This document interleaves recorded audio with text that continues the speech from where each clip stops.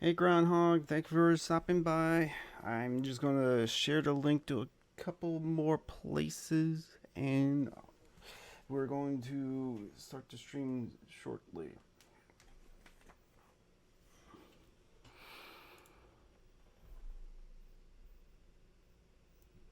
I hope you're doing well, Groundhog.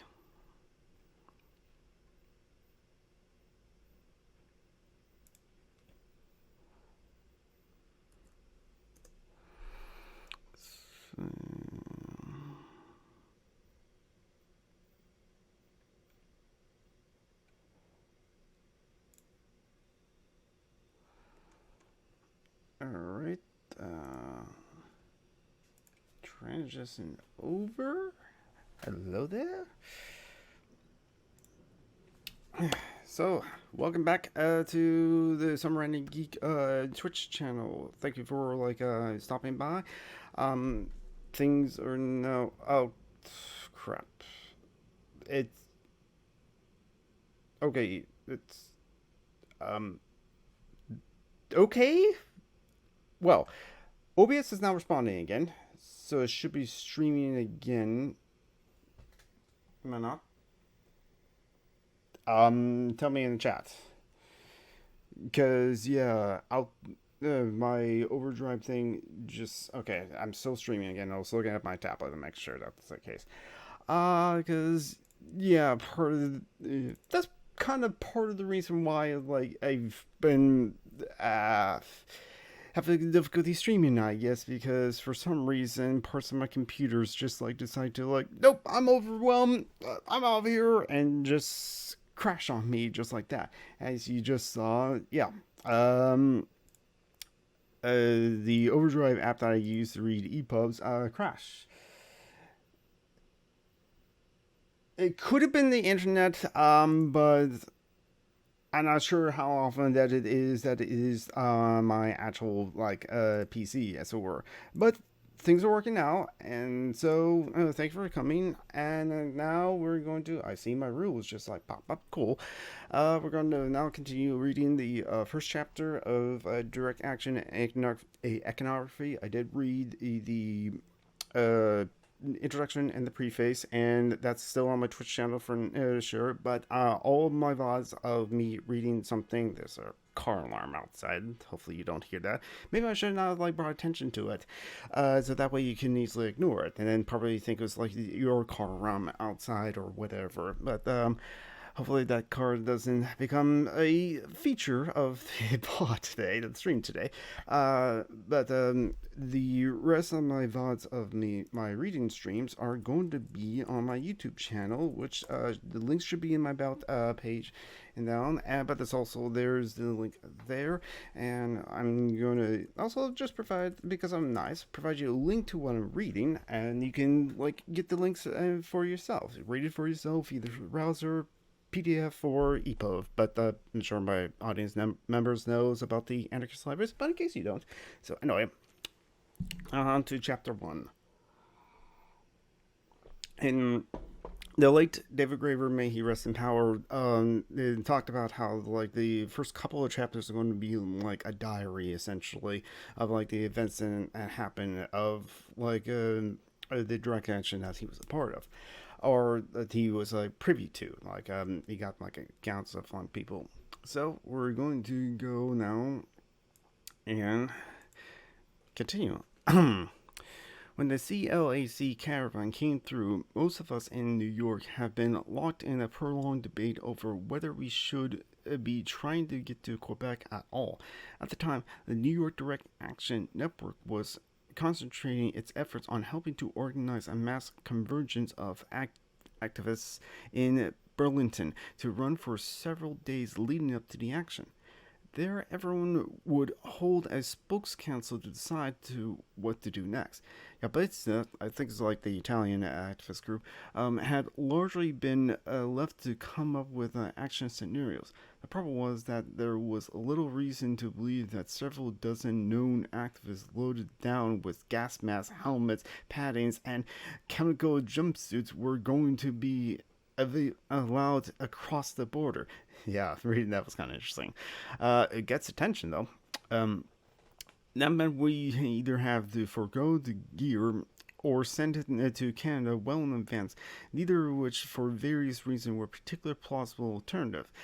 Faced with a similar dilemma during the economic foreign protests in Geneva, Italian Yabistas had carried out their actions at the border itself. And I apologize if at any point I'm mispronouncing things. If you are watching this, let me know in the chat, or if you're watching this on YouTube, let me know in the comments. If I screw things up, I'll just go and apologize in advance, as I am a citizen of the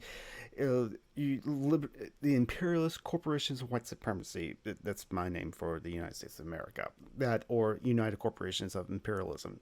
Both are more accurate, like titles for the country of the United States of America, because America has two continents, and so yeah, Brazilians kind of like don't like it. Just like we are Americans too. We don't like to think of ourselves as those Americans. But anyway, for a lot of us, that makes a lot of sense. All along, we have been concentrating on immigration issues. We have already appeared in our colorful costumes at protests at two different immigration detention facilities in New York. Very prevalent now, but it's very true in New York too. The New York area was particularly full of such facilities. Even in those days before September 11th, there were hundreds of asylum seekers and undocumented aliens locked up in New York, including many asylum seekers languishing for years under 23-hour lockdown under conditions considerably worse than many of the murders and rapes, if the ultimate purpose of the international system of immigration and borders controls was to lock most of humanity away in places where people in rich countries did not have to think about them. This was its ultimate manifestation. Locations where human beings were literally being vanished. Again, this is like last decade, still very true right now. Almost no American almost no one in America knew of any of this was going on. One idea we were bouncing around was to somehow dramatize this situation. Aggressively, we made the invisible reappear. For instance, to get a hold of portraits of some of those detainees and hold them perhaps along with statements or biographies on the outside of our shields. We were also aware that the Canadian border posts at Champlain,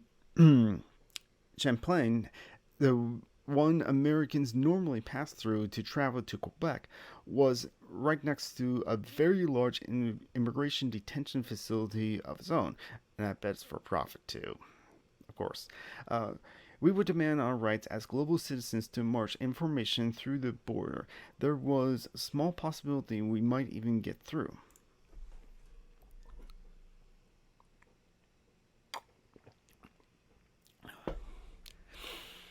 Not all were entirely happy with this plan, or with the idea of any sort of border action. Many thought all of this would produce a media stunt. The media wouldn't even cover direct action. One of Dan's activist arguments. Yes, I am John 2D2. Oh, thank you, Tabby, for stopping by, and quick shout out to Tabby the Wolfus, who is on our Halloween weekend is running with a page Groundhog, and shout out Groundhog 2. Oh, they and I, them, and I'm helping as much as I can, are running a charity weekend on Halloween weekend, benefiting the Transgender Law Center, and I'm part of that. I'm going to be one of many different streamers. We already got Sarah Britt's going to be streaming with us. A bunch of other streamers are going to just be part of the stream, and it's going to be a raid chain stream essentially. So it's going to be on each and every one's individual channels instead of it just all being on one person's channel and people just come in and be like the skeleton crew or something like that. No, we're all gonna be on each our own channels and raid into each other. So similar to what we did to the TLDEF charity weekend that I did back in July, which was a lot of fun. I got to be a part of it. We're going to be doing that sort of thing for Transgender Law Center on Halloween weekend. So check out the Transgender Law Center for more information, and keep an eye on this channel and Tabby Wolf's channel and Groundhog's channel for more information. More information will be coming. Now, where was I? And yes, I am John 2D2. It should be fun and madness. I do have some spooky games I can play, actually. So, let's see. In a post in a post to several activist listservs is not symbolic. It's a matter of directly confronting the policymakers responsible for capitalist globalization, of directly trying to stop their plans. There comes the burps again. Really, we should be concentrating our efforts on figuring out some way to get into Canada, and how difficult could that really be?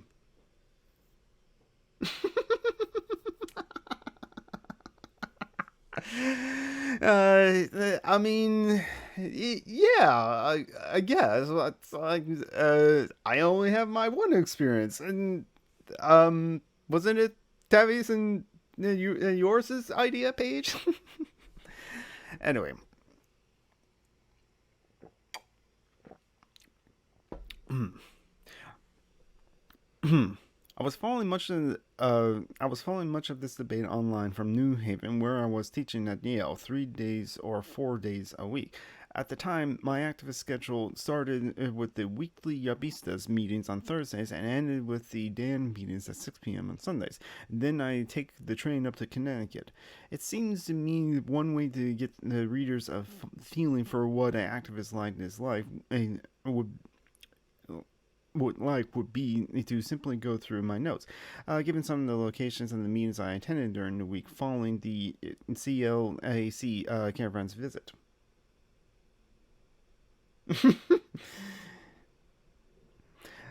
As soon if I ever get my hands past me. As well as soon become apparent, there are reasons these are particularly good weeks to start from. What follows will be something like a diary, and draws extensively on the diary-like notes I did keep at the time, though very much rewritten. It will also contain some of the much more literal extracts from my field notes. So, we're starting the diary all the way back in 2001, and so that kind of gets you the context of, like, what's happening. And yeah, those detention facilities that, like, many people are kind of protesting against right now, well, existed in 2001. Not surprising. Again, like I said, this country is the imperialist corporations of white supremacy. Thursday, March 1st, 2001. I was about to say 2011 for some reason. Yabista's formation training in Manhattan, 7 p.m. Every other week, instead of meetings, Yabistas would hold what we call formation trainings. They were held at dance studios in Chelsea, made available to us by a member of a collective named Betty. Betty was a dancer and a choreographer at that time, known around the New York art scene for her unique brand of shadow dancing. She has first got drawn into activism after the electoral fiasco of Florida of 2000. Yeah, that could happen again. Year 2020. I'm not drinking alcohol, not on the stream, because I'm also reading out loud, but it's just like, remember, 2020 is a good, it's 2020 any time of the year, so it's good enough reason to drink as well. Anyway, fell into what the US Pizza crew in the bus heading to the inaugural protests in Washington. She later explained she was attracted to many Yabista's theatrical performative aspects, kind of like the costumes that I mentioned earlier in the preface and the introduction. though she soon became a stalwart of the NYC DAN, the Direct Action Network, as well. The training was attended by maybe 20 people. I should point out the term training is being used here very loosely. Yes, 2020 requires active coping mechanism. Yes, very loosely, since none of us, except arguably Betty herself, really had enough experience to train anyone. Moose had been to Italy and seen real Yabista tactics and equipment, but he's never participated in any action. Betty, as a dance instructor, knew a great deal about how bodies move around in space, but was new to the world of direct action. Oh, there we go. Just like last time, I'm going to feel the burp, and that's where you will see a momentary pause in my speech or anything like that, until I'm like, can I burp now? Can I burp now? Can I burp now? I still have all the videos, and so I'm probably going to clip together once I finally read this whole book of all the burps, which will be, I don't know if interested. Do I know it? But anyway, but when. I mean, Paige, if you figure out what are active coping mechanisms, yeah, please let me know as well. I don't know, talk to friends, commiserate with others, people who you're close to, who you're actually feel comfortable with, sharing your feelings to. Not necessarily to get pity, but to at least commiserate with each other or something like that. I don't know. Oh, yeah, I just know that, resorting to, alcohol and substance abuse, or just those things, not necessarily the best. But that's a good reminder. There's always self-care. The rest, so Betty was new to the world of direct action. The rest of us were basically making up as we went along. Some of the members of the collective have been studying ancient defensive warfare tactics involving shields, walls, and the like, or exchanging ideas of other collectives around the world working on similar experiments.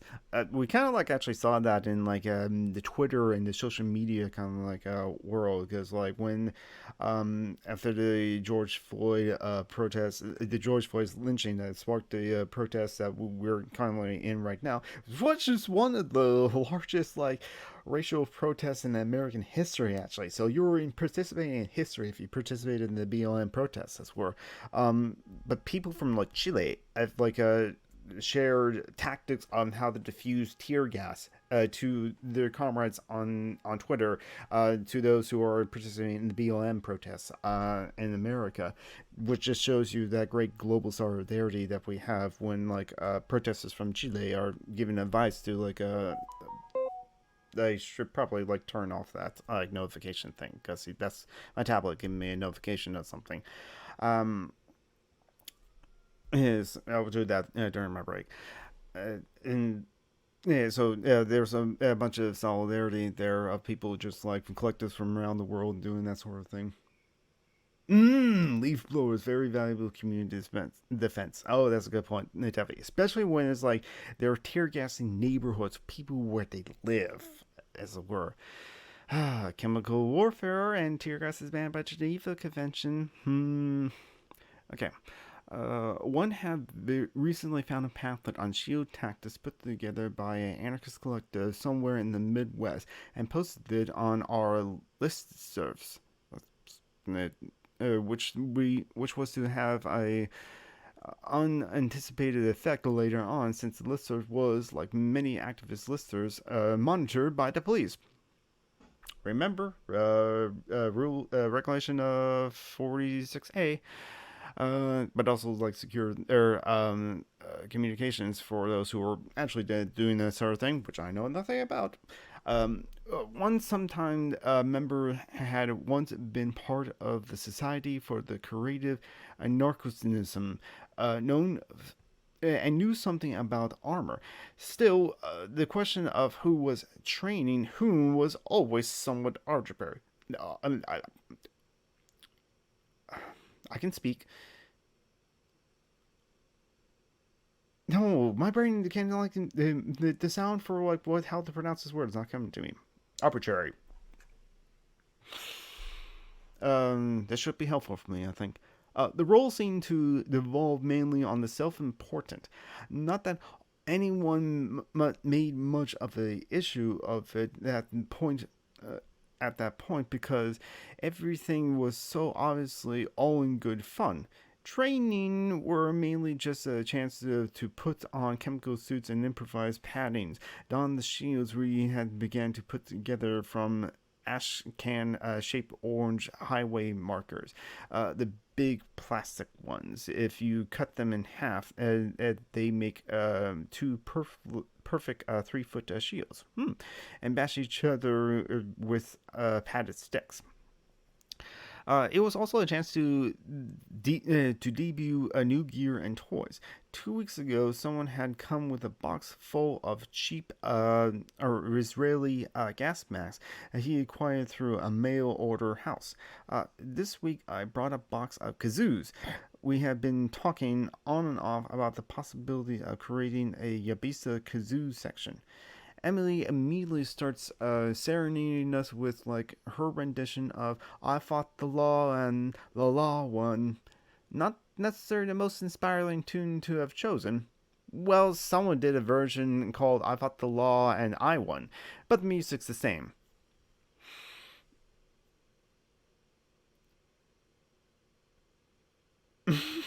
Oh yeah, yeah. Imagining that to like instead of like a leaf blower server, it was just people with large bellows. I mean, it's like whatever works.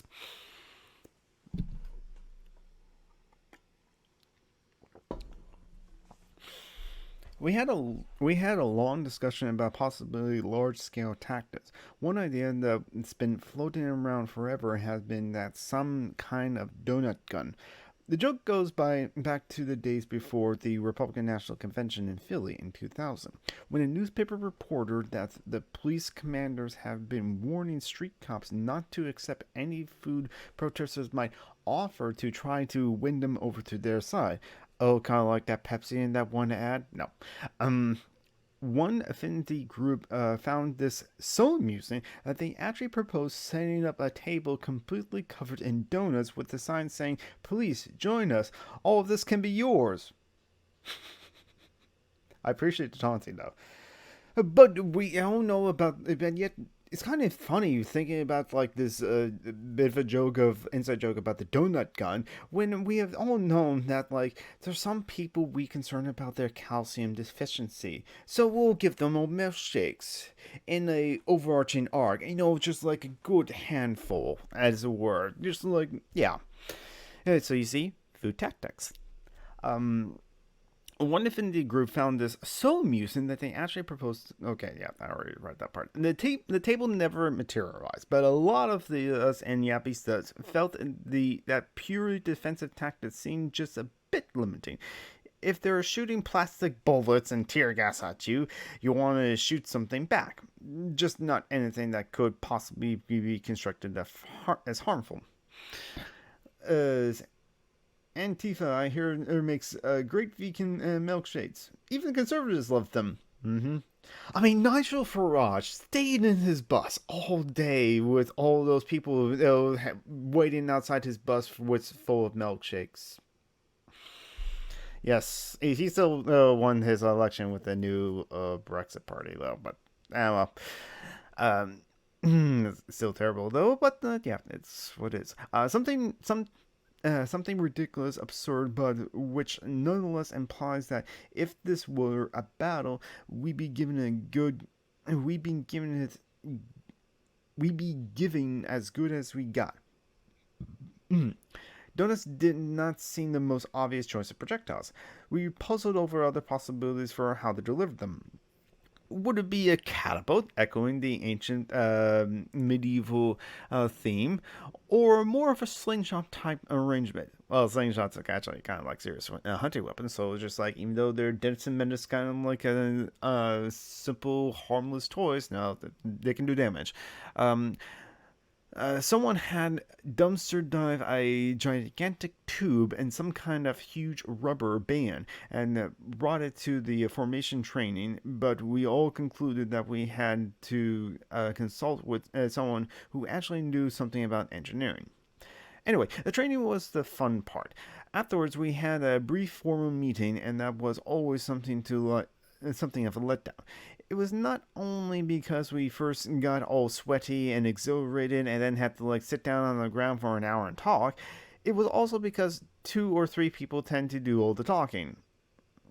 So yeah, have like a moderator to just like see the room, read the room. It's like, hey, you haven't had a chance to talk. Hey, you haven't had a chance to talk. Hey, you haven't had the chance to talk. It's kind of like good for panels as well, in calls and stuff like that.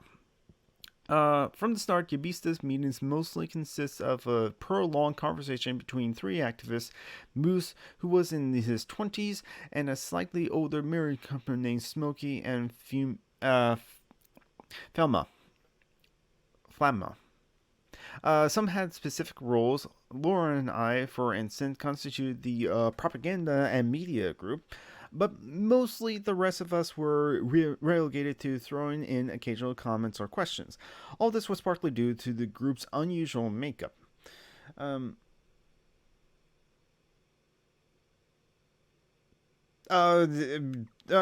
probably true of the UK elections. I was thinking more of the European elections, the EU elections, like just right before the general elections. So yeah, you're right. I don't know if like they probably didn't win any seats in the general elections. Now that I think about it, I was thinking of the EU elections. Um, let's see. All of this was partly due to the group's unusual makeup. Moose came out of Dan, a group that took meeting the Maddox extremely seriously. Dan employed a formal consensus process with rotating facilitators, an elaborate system of stacking, designed to ensure no small group of voices dominated the conversation. Smoke and Fiona hated Dan, like a number of other anarchists in New York. I called them the hardcores, for a lack of a better name. The sort that were likely to have more experience in black bloc, tree sits, or smaller, or the squatting scene, or any way used to working in small, intimate collectives. They see Dan's formal structure as itself stifling and oppressive. Since Yabista meetings, unlike training, rarely involve more than a dozen people, they didn't seem to be too much need for formal processes anyway. Usually Moose acted as the de facto facilitator. This itself would be a cardinal sin in the formal consensus process, since it's a basic principle that those intending to bring forward proposals at a meeting should never be running it. In formal meetings, facilitators should try to avoid expressing opinions at all. Since and I think it's it's useful if you do have kind of like that structure for that facilitator to rotate, so that like that way if someone is always the facilitator and they have opinions, it should be the facilitator role should be given to someone else at another meeting. That's how I would think would be an effective way to like. And plus, also for like how I think anarchist organizations could like run at some point is like either through elections, direct democracy, or just like a rotation thing. That way, one person is not always in like a position that could have power over others, and like have a rotation basis of that sort of thing. And that way, more people are getting involved. Can take a drink.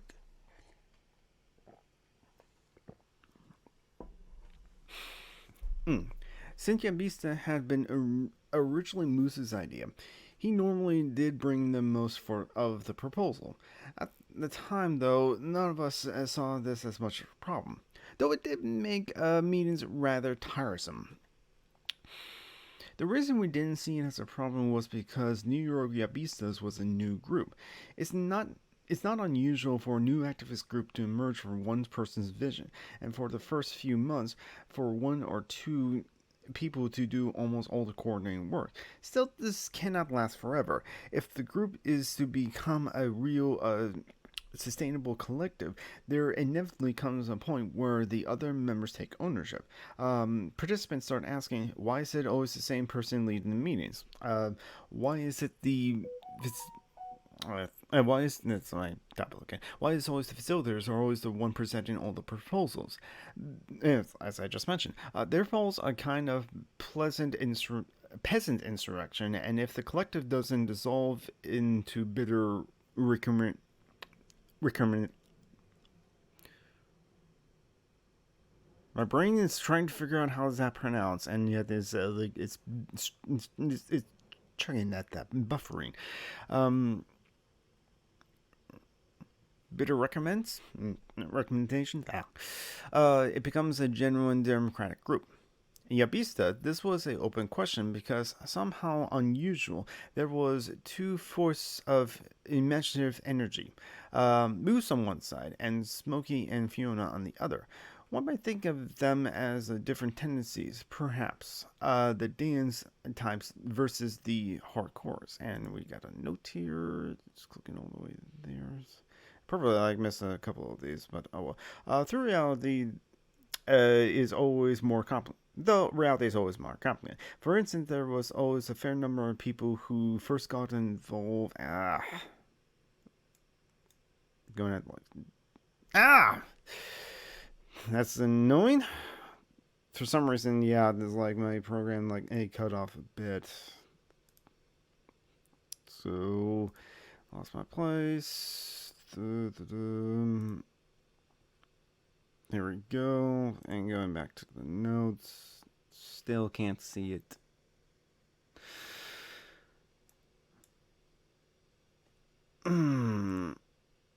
Sorry, bear with me. Didn't expect to have this problem on stream. I'm not sure how to fix that either. No. I wanted to go to the notes. David Graeber writes good notes. And I can't see it, so I'm just gonna skip past it. At the time, the situation. I'm gonna check this.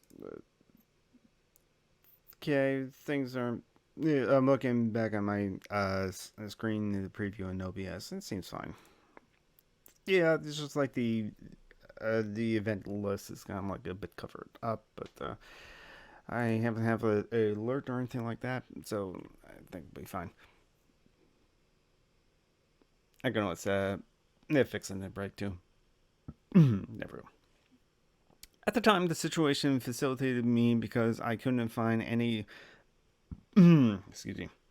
sociological basis for the split in terms of class background or trajectory, ethnicity or educational background. The two groups were indistinguishable.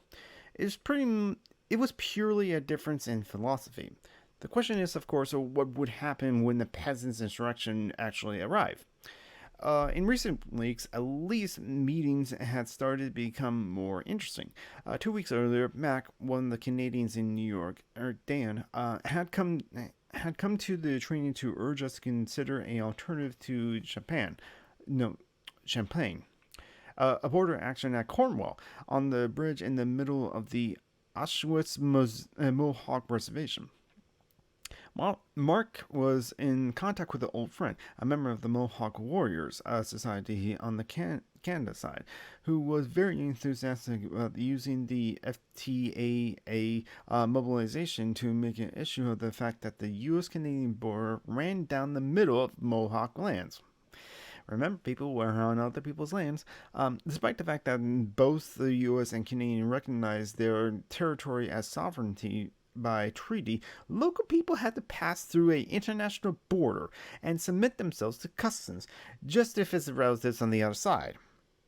The Cornwall idea had a obvious appeal, especially since Mac, though he could line up a number of Canadian trade unions to support us on the other side, but it meant abandoning the whole immigration detention issue that we've been focusing on.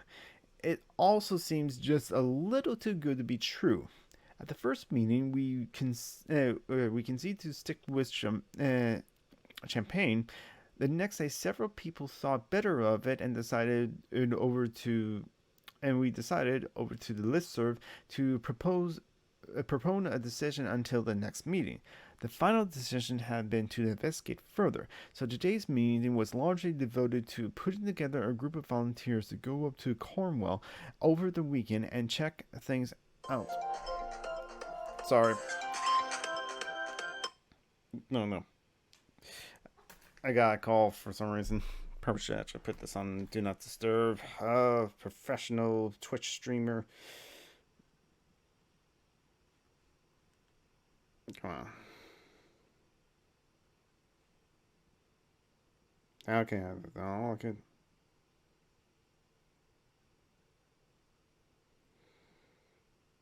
Okay.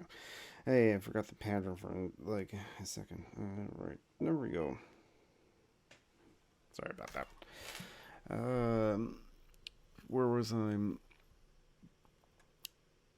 And go up to Como over the weekend to check things out themselves. Sean Mac's contact there was already together with some fellow warriors for the meeting. Moose already found a car. Saturday, March 3rd, meeting with Mohawks. Actually, we ended up with two cars, since a couple of people from Philadelphia had driven up as well. In addition, we had Moose, Smokey, and Flama, Flame Up. Flame Up. I have to remember that. With Mac representing Dan and a couple of local anarchists currently living in the Independent Media Center, IMC. Um, they were to set out on Saturday morning. I was supposed to be going too, but a family medical emergency forced me to drop out. Two carloads of activists set out around 9 a.m. One car broke down in the Holland Tunnel, and everyone had to flip coins to see who would continue on. That evening, the fall report appeared over the internet. Representatives of NYC Dan, NYC Yabistas, IMC, and NYC Philly Direct Action Working Group, and the People's Law Collective met in Cornwall on Saturday with, I'm sorry, I'm going to butcher this name, Tulingi Mohawks, members of the uh, Ontario Collection Against Poverty, and the Geoff Direct Action Group and the People's Community Union PCU in Kilston. The Mohawks announced that they were prepared to open the border at Cornwall to activists wishing to pass into Canada on April 19th, so that the latter can join a caravan to Quebec City, already being organized by activists in Kingston. The Mohawks intended this day of rage as an assertion of sovereignty, since the bridge crossing this border is on Mohawk land. Currently, Mohawks allowed use of the crossing 364 days a year and open it once a year to assert sovereignty. This information has since been taken back to the group in questions and submitted to their own process of democratic decision making. So far, NYC Dan, NYC Yabistas, and several traditional Mohawk houses have publicly declared their support for this action. When I read this at the time, it seemed quite opaque. Things became clearer at damn meetings the next day. Let me get a quick former account fuller account of that particular meeting, since it was one of the more interesting I attend.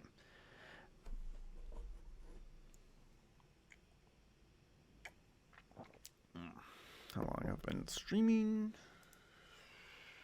40 minutes. Dan meetings. Giesa El Biologos. I again apologize for mispronouncing any words that are not English. And apologize to mispronouncing English words as well, as I'm American, or a citizen of the United Corporations Imperialism, Cultural Center, 6 p.m. We met in our usual room at Eustis, an activist social center in Lower East Side. The meeting started small, perhaps 10 or 12 of us through over the next hours, so a lot more drifted in, until at its height there were 24 or 30. That day we also had no less than 3 foreign visitors, Mike and Corey from Yalistas and Oliver de Mauritius, who worked with People's Global Action in Switzerland. The Sal Aim and I think that's how it's pronounced, essentially, because that looks like an acronym. People were on a 11-day American tour giving action trainings in cities across the Northeast. They were being hosted largely by the International Socialist Organization and were accompanied by a local International Socialist ISO organizer. Oliver just arrived in town. Nikki and Betty facilitated. I volunteered to take minutes. Unlike Ibiza, Dan meetings had a explicit fill in the burp again. Explicit form of process. They also begin the same way. First, we put them together an agenda. There were always a skeleton agenda already written on the wall, but everyone had the opportunity to add new items. And then we allocated time for each other to them. 5 minutes for one, 15 minutes for another, one or two very minor announcements. Mike and Corey had to leave early, so we had to put them up first. I think everyone was at least a bit curious about what Mike and Corey, because until now they were all been dealing with only CLAC. And hearing about the Mesa folks only secondhand, the Sal I folks only secondhand as the Interracial pacifists. Irritating? Again, my mind's blanking on how to pronounce the word. Most of us were curious of what they actually be like. As it turned out, both young men were quite well groomed in button down shirts and dockers. Pleasant looking fellows who spoke with a slight French accent. They both stood up. Mike explained that SomeRandomGA had been organizing in Quebec City for 3 years now, but since word had got out about the security offense, they had determined that they weren't going to be purely reactive and face the enemy on their own terms. So instead of Quebec, they were planning on an action in Ottawa, the Canadian capital. There we go, finally the burp. The key issue is, he explained, was that all the negotiations around the FTAA was being conducted in secret. Apparently, after the failure of the WTO talks in Seattle, the U.S. trade negotiators had decided their big mistake had been to give the public some idea of what it was they were negotiating. This time, they weren't going to make the same mistake. None of the drafts or any information about what was and then was being released to the public, though all this information was being made available to corporations like McDonald's and Mustantini's and Citibank. Mike. The idea is that on April 1st, we organize a mass demo in Ottawa. We reserve 3 rooms in the Parliament to put the FTAA on trial. Wait a minute. You managed to reserve rooms in Parliament? Corey. Well, it was one of our labor union's allies that made actual reservations. Medusa. Remember, Canada's a different country. Unions actually have some rights there. Yeah. America. Also, we're going to invite anyone working on FTAA projects to let us drill them in there. So the next day, the 2nd, we can conduct a non-violent CD, a blockade of foreign affairs and trade offices.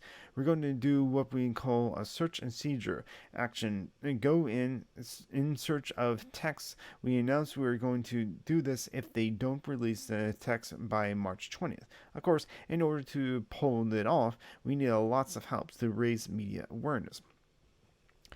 Various details followed on an attempt to get followers, and on a Franco support possible participation, the media blackout on the FTAA in the US through coverage was pretty decent in Canada and other issues.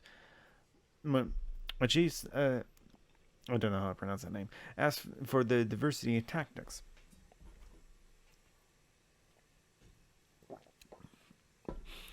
Mike. Well, obviously, we would never turn people over to the police, like some emails have been saying. And if you were talking about our earlier guidelines and with the rules against mass and whatnot, no, we gotten rid of those. But when we hear the phrase diversity of tactics, well, that sounds a lot to us like a euphemism for free fall. That's not what that means. SomeRandomGA has been put together what we call a convergence table, with over 30 different groups, including unions and students and church groups that the CLAC would never be able to reach. That's what we are considered real diversity, but it's necessary based on a principle of nonviolent action. These groups would never even be talking to us if they thought that we asked them to endorse an action or no parameters at all. Corey.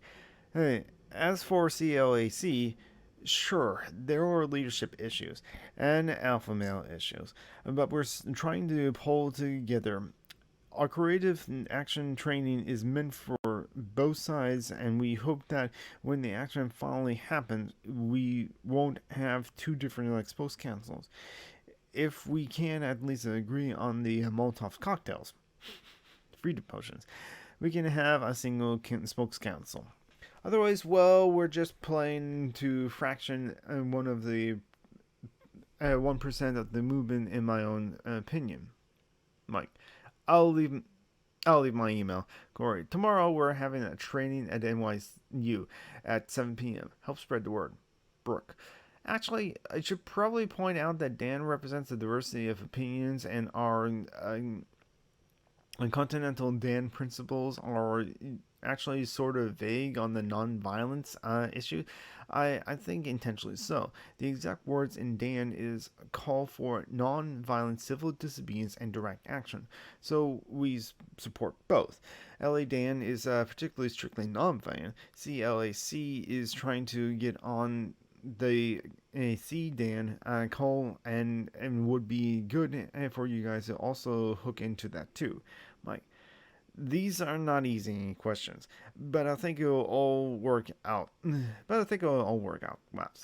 Quebec will be amazing. It might not be all smiles and hugging each other, but when push comes to shove, we're all in this together.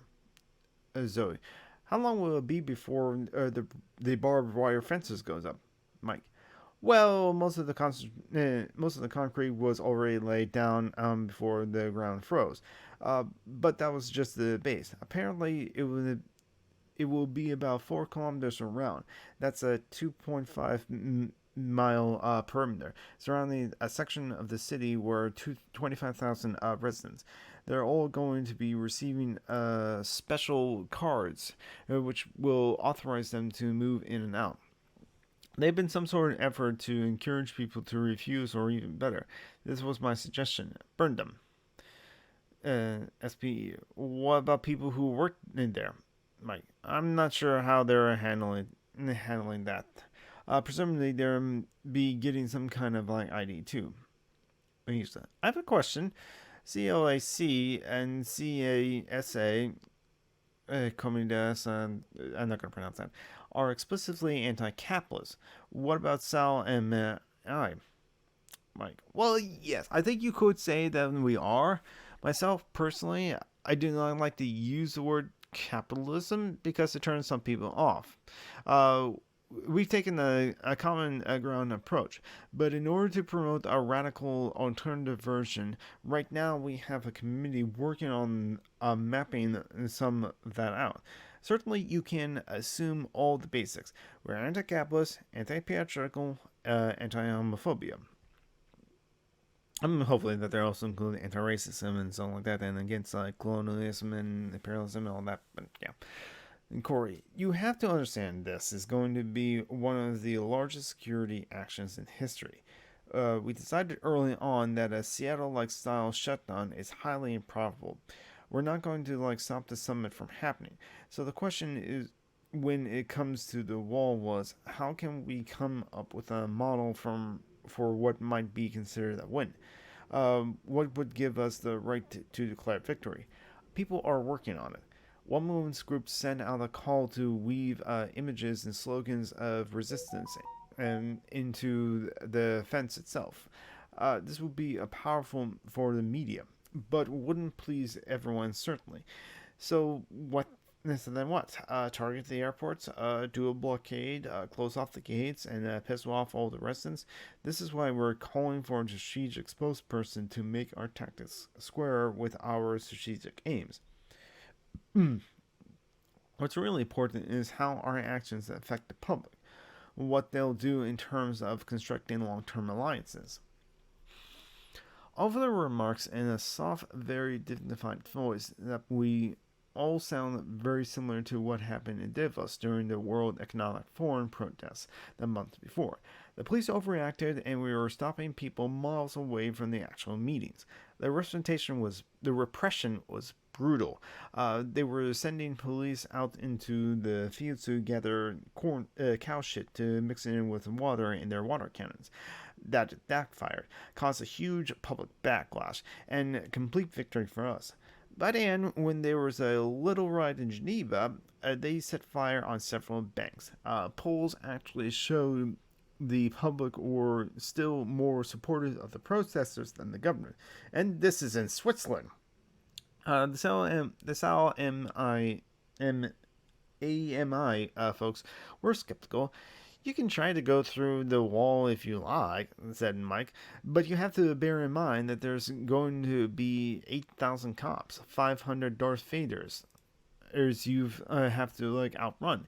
If you actually get in, that's why we decided our strategy during the summit itself would be to not approach the wall at all, but to establish what we're calling the freedom and truth areas of the Americas, maybe a kilometer away. Sal MI wants to maintain this as a truly libertarian zone, and significantly gaze at the beastas in the room. And there's room for the Yabistas tactics to keep the cops out of it. Mike and Corey had to run off for training at the NYU. They left with their ISO chaperone, and the meeting carries on. Gonna take a drink.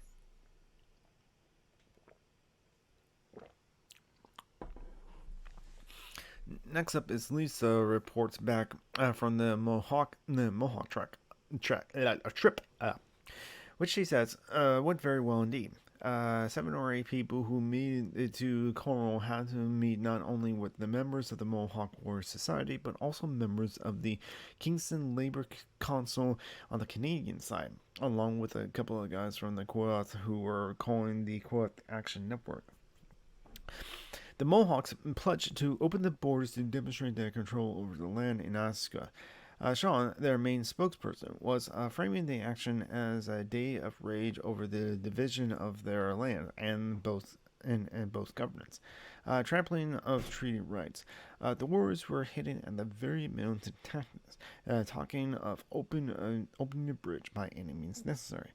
All of which Leslie remarks is something of a bluff, but it couldn't put the Canadian government in an extremely delicate position, as they would not want to use too much force on Mohawk lands. That really would unify the community against them. In fact, they did not expect any significant opposition. The warriors actually have been in the habit of seizing the bridge one day a year for the last few years, as an assertion of sovereignty, and the government had never made any efforts to stop them. Canadians, auto and postal workers were already planning a caravan from Toronto and Kingston to Quebec City. They'd be happy to be there on the other side of the border to support us. Oh yes, she added, and the Direct Labor Council says that they will serve tea. Tea. All sorts of radical ideas were being bounced around. Some Canadians were talking about the possibility of taking over the locks of the St. Lawrence to close down shipping traffic. But there were also a word of caution. Bear in mind, Alaska itself is a very fragmented, very divided community. They had their own little civil war over there in the 1980s over planning to build a casino. The people we're dealing with are from the Warrior House, who argue against the casino. They were with us, even if everyone in the community is hardly unanimous. I asked how much of this was going into the minutes, which are posted into a open subscription and listed. In fact, the Mohawks told us specifically they want this information to be made public. Especially the phrase, Mohawk warriors calling for the day of rage.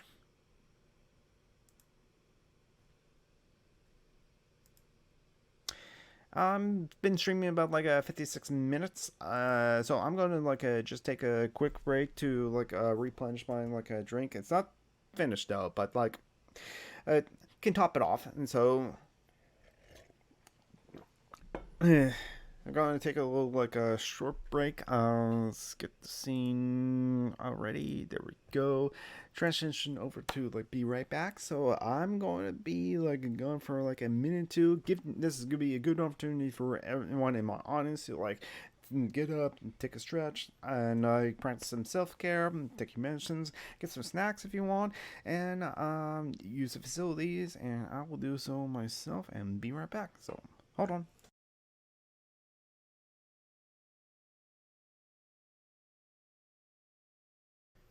Alrighty then, I'm back. Send it back down. Transition over, and let's go back to the book. Hope everyone's break was good. Oh, and this reminds me. You notice the donation bar below, and that's for my friend Joanna Roberts. Basically, she just always lived poor because she's disabled, and yeah, basically disabled is kind of just like forced poverty, as it were, in the country of America, as many people have already known. So there's a lot of them happening. You can like read about that in the Tumblr post of her baking bowl of why she will need quite a bit of money. Is back rent, basically. Her landlord is actually good in that she will, Joyce Robert will allow her to like pay whenever she can, and she's on SSI, Medicare, and Medicaid, and only gets so much money each month. And something's been happening. There's been trying to like court cases and like with her son, trying to like be a good mother and all, being supportive of her son and all that. It's a whole deal. But she basically begs online in order to live. So there are links to her PayPal so you can pay to directly. You have to like give money to me. I think the donate command will inform you about that. Yes, I'll be the Streamlabs thing. That will actually trigger the donation bar to actually go up. Maybe it'll actually trigger the alerts if I got that working now finally. But yeah, only if you can. Don't put yourself into like any like debt or any financial troubles to benefit like others. I do that already on my own, and I already like says Joanna Roberts actually a lot already. So like just do what you can. Share around the baking bowl if you can. If you're on Tumblr, maybe share around on your other social media links as well, because yeah, Joanna Roberts need always begs online in order to live, and so there's ways to help, and that's why this is a charity stream, because like I'm trying to like help my friend who I always help, and those ways help. And any money that I receive through the Cash App, through Ko-fi, through Steamlabs, or through PayPal, and I receive on the stream or any of my other like adventures online and something like that, I pretty much already gave a lot of money to my disabled friends and comrades, including Joanna. So any money I receive, I'm for sure is going to give Joanna for sure. No, but now, top up my drink, and I'm gonna go back to direct action. Iconography, chapter 1. Leslie reports back by a number of other announcements of a benefit of Casa del Sol, a squad in the Bronx, upcoming court dates for the Esperanza's garden defendants. They have been arrested defending a community garden from boulders some months before. That's like good mutual aid, community gardens and stuff like that. A reminder of puppet making every Saturday afternoon for the Moore Gardens group. They were also reported from various Dan working groups, labor, prison, police, and prisons, legal, and the WBAI campaign. Excuse me. The web team, the Women's Caucus. Brooke announced. Excuse me again. Brooke announced the Continental Dan, CDAN. Oh, that was Canadian Dan. I had received a request from some people in Santa Cruz to join the CDAN, the CDAN network. Probably a bunch of hippies and deadheads who but we love them anyway. But there's also a report from the newly created banner working group, which seems to consist of two decisively crusty-looking individuals in black hooded sweatshirts, who unveiled a beautiful banner that one of them had painted for Dan to carry during marches. Next come new business. The first item on the agenda is the Burlington Convergence. This, Brooke explained, is the beginning to turn into a problem. The original idea had to provide a place for people to start gathering on Monday, April 16th, and so as to proceed to the border Thursday, and identically to make it to Quebec in time for the CLAC, the Carnival Against Capitalism parade on Friday the 20th. That way, there would be several days for everyone to hold training, occasional events, and spokes councils. However, at the moment, we just had 4 or 5 people in Vermont trying to organize everything. Also, the event was technically being organized through NUNGAVE, the New England Global Action Network. In principle, if that word has a V, it'll be vegan. That'll be Negan. Yes, my brain has to process that. It's like, wait, what is a word that is like? I know how to pronounce that. It's like, yeah. Anyway, Negan was the local equivalent to Dan, but unfortunately, it was top heavy with anti-corporate types, liberal reformers, Greens, and socialist group. Notably, the ISO. The ISO had its own agenda, and it appeared to have little overlap with others.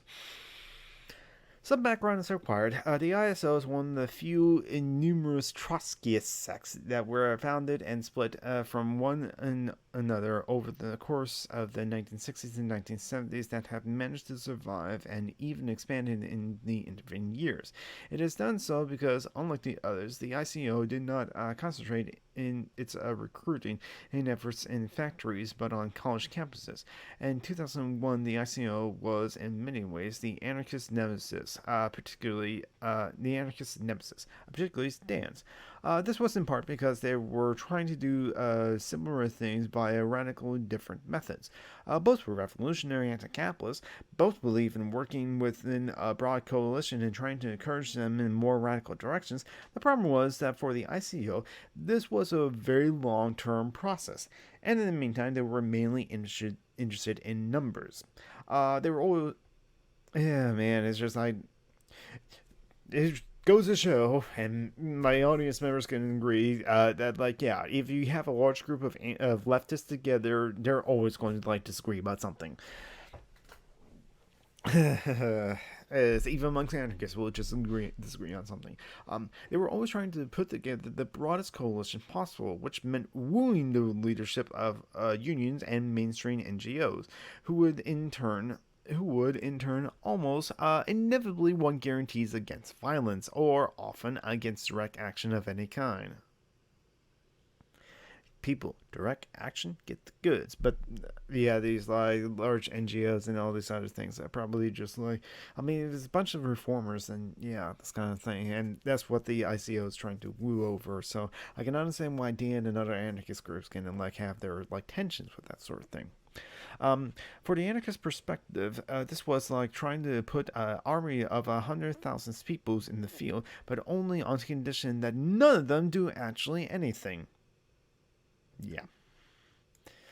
Yeah. Oh, and thank you, Tabby, for the retweet of my stream. Thank you, as always, of course.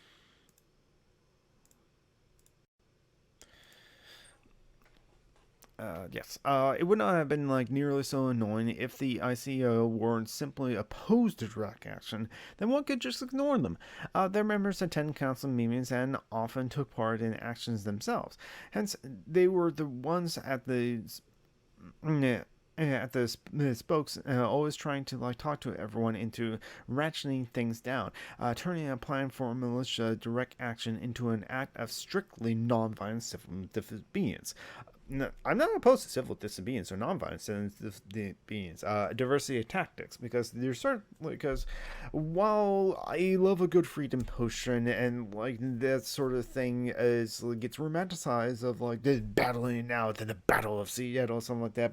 There's definitely certainly time and place for just simple civil disobedience, like just squatting at someone's like office. But I'll continue. Turning a plan for non-violent civil disobedience into like, no, it's not, this is not a gamer stream. I'm doing politics. I am a gamer, but I'm reading the direct action iconography. But welcome, David. That's what I'm reading, and I'm right down the middle of the first chapter. Is and so turning a plan for civil disobedience into an unpermitted march, turning a unpermitted march into a permitted one. I see what the ICO is trying to do. The strategy of seeking the largest possible coalition ensures that they tended to be carrier even of groups that put out too radical message.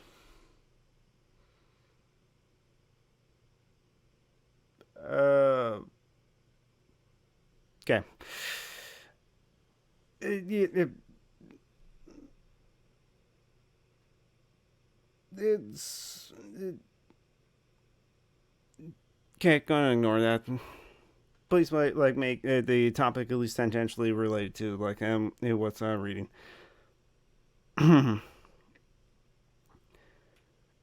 uh, it becomes a kind of like running gag amongst anarchists that if you label a organization anti-capitalist, uh, I'm ignoring you for now. You guarantee the socialists won't show up. Finally, groups like the ICO were especially vanguardists. They showed themselves as like having corrected an analysis of the world situation. And when they did get involved in the broader coalition, it also only makes sense that they should provide direction and leadership. Anarchists, in contrast, intend to refer to their strategy as containing this. The assumption is that direct action and direct democracy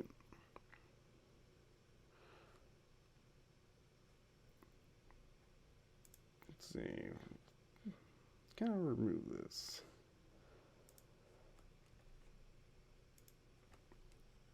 And David, this isn't my stream. This is not your stream to just like bring out your point. I'm not saying that I'm not sympathetic to like what is happening with the indigenous people. We actually kind of like I mentioned the Mohawks and like this sort of thing, but it's just very random. Yeah, thank you for taking care of that, Taffy. The assumption is that direct action and direct democracy are infectious. I mean, probably that wasn't like my problems of like choosing the politics tag, but oh well. Almost anyone exposed to them is likely to be transformed by the experience. Anyway, the point is not to organize, but to encourage them to organize themselves, rather than making deals with like labor bureaucrats. Then groups like CLAC or DAN. Yeah. Trying to appeal directly to rank and file, rather than to try to like take over large organizations. They aim to create dramatic models of certain organizations that others might be inspired to imitate. If an event, if eventually, if it was assumed in their own idiosyncratic ways. All of this no doubt makes it easier to see why selling the tour was being sponsored by the ICO, and why Mike and Corey came and left, escorted by a ICO chaperone, to return to Negan then. The week before, Musa Moranes, a long-standing Dan activist and former ICO member, had gone up to like NIGA meeting in Worcester, Massachusetts.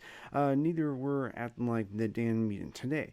They had come back with the flu, but everyone knew what happened. The meeting was full of ICO who listed on the creating a steering committee and push for the majority of voting into consensus. One cannot, after all, attempt to pack a steering committee that does not operate by majority vote. They also propose that the Negan can concentrate on organizing buses to go up to Quebec City on Saturday, so they can work with labor and unions and that were going through busing people into the march that day. They argue that this would make it much easier to get through the border. It would also, however, mean completely skipping the day of direct action scheduled for the day before. It was an enormous problem because the logical thing should have been for Dan to throw all its resources into Barrington Convergence, organizing sports councils and the like was, after all, what we did best. But it looked like the anarchists were simply being bypassed.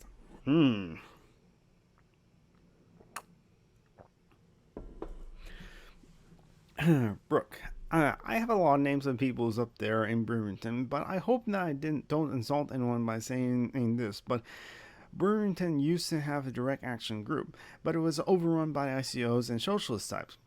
Belia and the Native Force networks are more anarchists. The former one is a woman who's doing most of the organizing for the convergence basically single-handedly. I'm trying hard to get the Institute for Social Ecology involved, which they will if they know what's good for them. But so far as they haven't done much either. So for the moment, things are really not in a good shape up there. But geez, I don't mean to be so vulgar or sectarian, but I'll say fuck the ICO. David, I'll put that in the... should I put that in the notes? Actually, yeah, put it in the notes. Brooke, bear in mind there are people reading the notes as far away as California. Jeez, whatever. Frankly, I'm just sick of those guys. The moment that there's the slightest illusions of being in a position of power, they take over and immediately cut off all debate. They've been doing this since the last Gulf War. I say, let's just contact the authentic elements. It's David Scribbling. Authentic elements? The people who are actually doing this before they want the mobilization to succeed and not to further some fucking organizational imperative.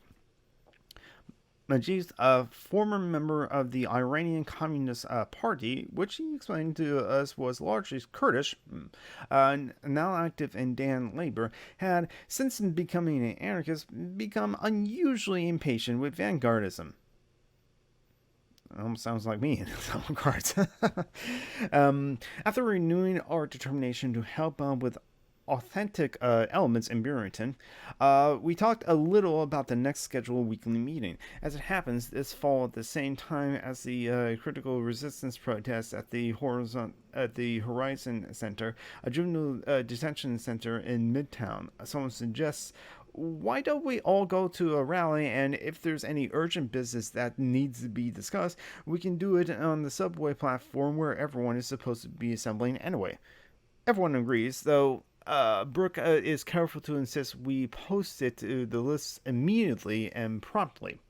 The end of the meeting is quite unusual. Technically, there was an option at the end of every day in the meeting to hold a educational session. I don't think we ever had. But everyone is anxious to learn about People's Global Action. We all had heard of PAG.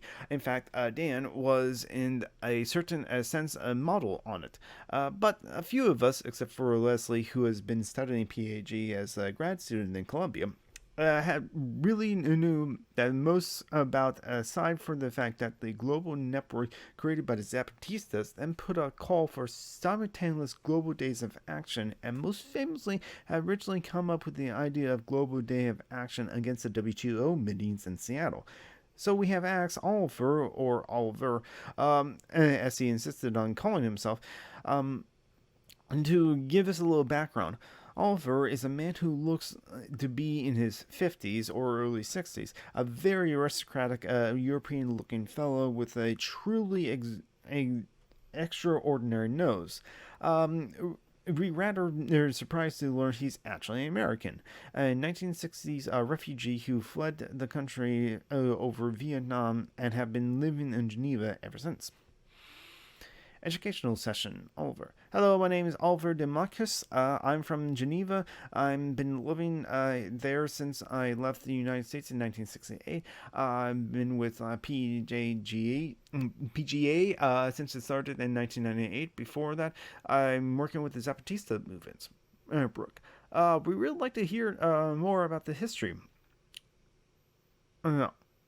I think that's supposed to be a colon then. Oh, well, you can read more about it on the webpage, which is www.pga. That's for the French or Spanish acronym. If you type PAGA, you'll be sent to the Professional Golf Association. I mentioned that's like kind of where my mind went to because I used to play the bourgeoisie game of golf with my father. I sold my golf clubs because just like I stopped going and I saved my money for my comrades. About PGA. I guess there are two ways to talk about PGA. The easiest is to say that you can be a member of the PGA whether you know it or not, because PGA is nothing but 5 principles, which are, I believe, Dan's family principles as well. Well, that and also taking part in actions which accord to those principles. So it's almost kind of like an Antifa, where Antifa is not an organization, it's an idea, it's like principles. If you are anti-fascist, then you are Antifa. But let's continue. So if you look at it that way, the only just definition of PGA is people who agree with the manifesto. But by that definition, there are millions of people in PGA, and most of them don't even know it. That's the large definition. The smaller definition, which almost doesn't exist, is it's an organization. We're not supposed to be an organization. We have no funds. We have no secretary. No one who is qualified to speak for PGA. We do have an international convergence committee with representatives from groups from all different continents who are rotated every 2 years. All this committee can do is convene international PGA meetings, decide who comes and who from the Global South gets free tickets. Maggie. How do you define the Global South? Which is, that's a good question. Oliver, everyone but Europe and North America. I would include Australia and New Zealand in there as well.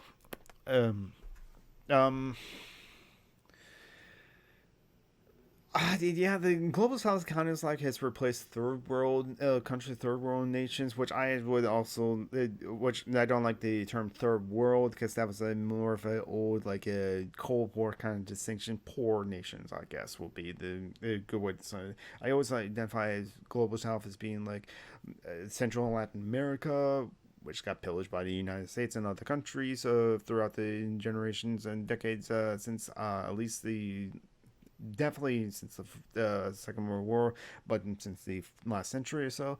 And Africa is in one of the other in a main global south kind of continents that's been pillaged and plundered by so many different countries in Europe and America as well. The global south is mostly in the northern hemisphere. I guess I would say New Zealand perspective as well, as you are an upside down land page. If that was a joke, which I'm thinking it is. So, at first, the Convergers were also supposed to decide on the global days of action, but as it turns out, it was so hard to get some of them to answer emails and the like that groups started taking the initiative on their own. So, the way it's worked out is that actions end up being proposed by the most concerned local groups. Kind of like that, actually, just with the people who are most affected by what's going on in the local communities. They are the ones who take the initiative and set direction, as it were, and just take action and say what needs to be done. The call secrets on the net to everyone involved, and those who are interested to take part, and those who aren't, ignored. Which I guess is the most democratic way to go about it. Usually the actions then end up getting approved 5 months later by the Convergence committees retroactively, but no one's really noticed. For instance, the Geneva demonstrations in 1998 were called by the Convergence. They reclaimed the streets in the England called the J18 demos the year after they proposed it, and the people just started doing it. And 30 was the same thing. That was the biggest thing we ever did, but it started just as a call to action against the WTO. Whenever it meets, even before we knew it, it was going to meet in Seattle. In case in point, the actions against the IMF meetings in Prague. It was the same thing. A local group proposed it, and it was taken up, and so I guess that's how we've been doing it since like 1999.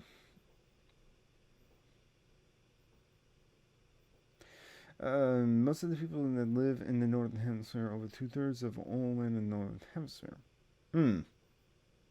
Oh, that's a good point. Okay, that sounds corrected. Brooke, could you talk about like the upcoming conference? Oliver, yes, the International PGA Conference is going to be held in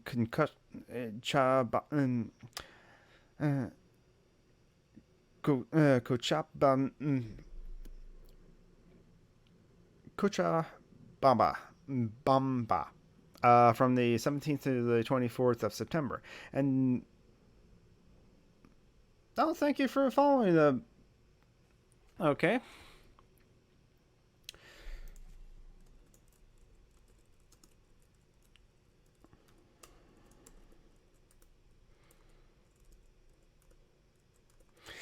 Thank you for taking care of that. I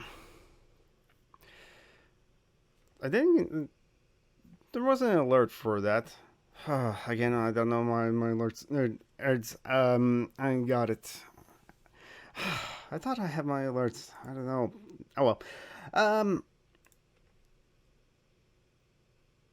Yeah, exactly. Thank you for taking care of that, Tabby. So let's see. I know the risk I was taking by like going to politics category, but I figure with the other channel streams that like are politics, I figured at least reading track action counts as politics. Is and then the call really will come out this week. I'm sorry, I know we're keeping saying it, but it really was this week.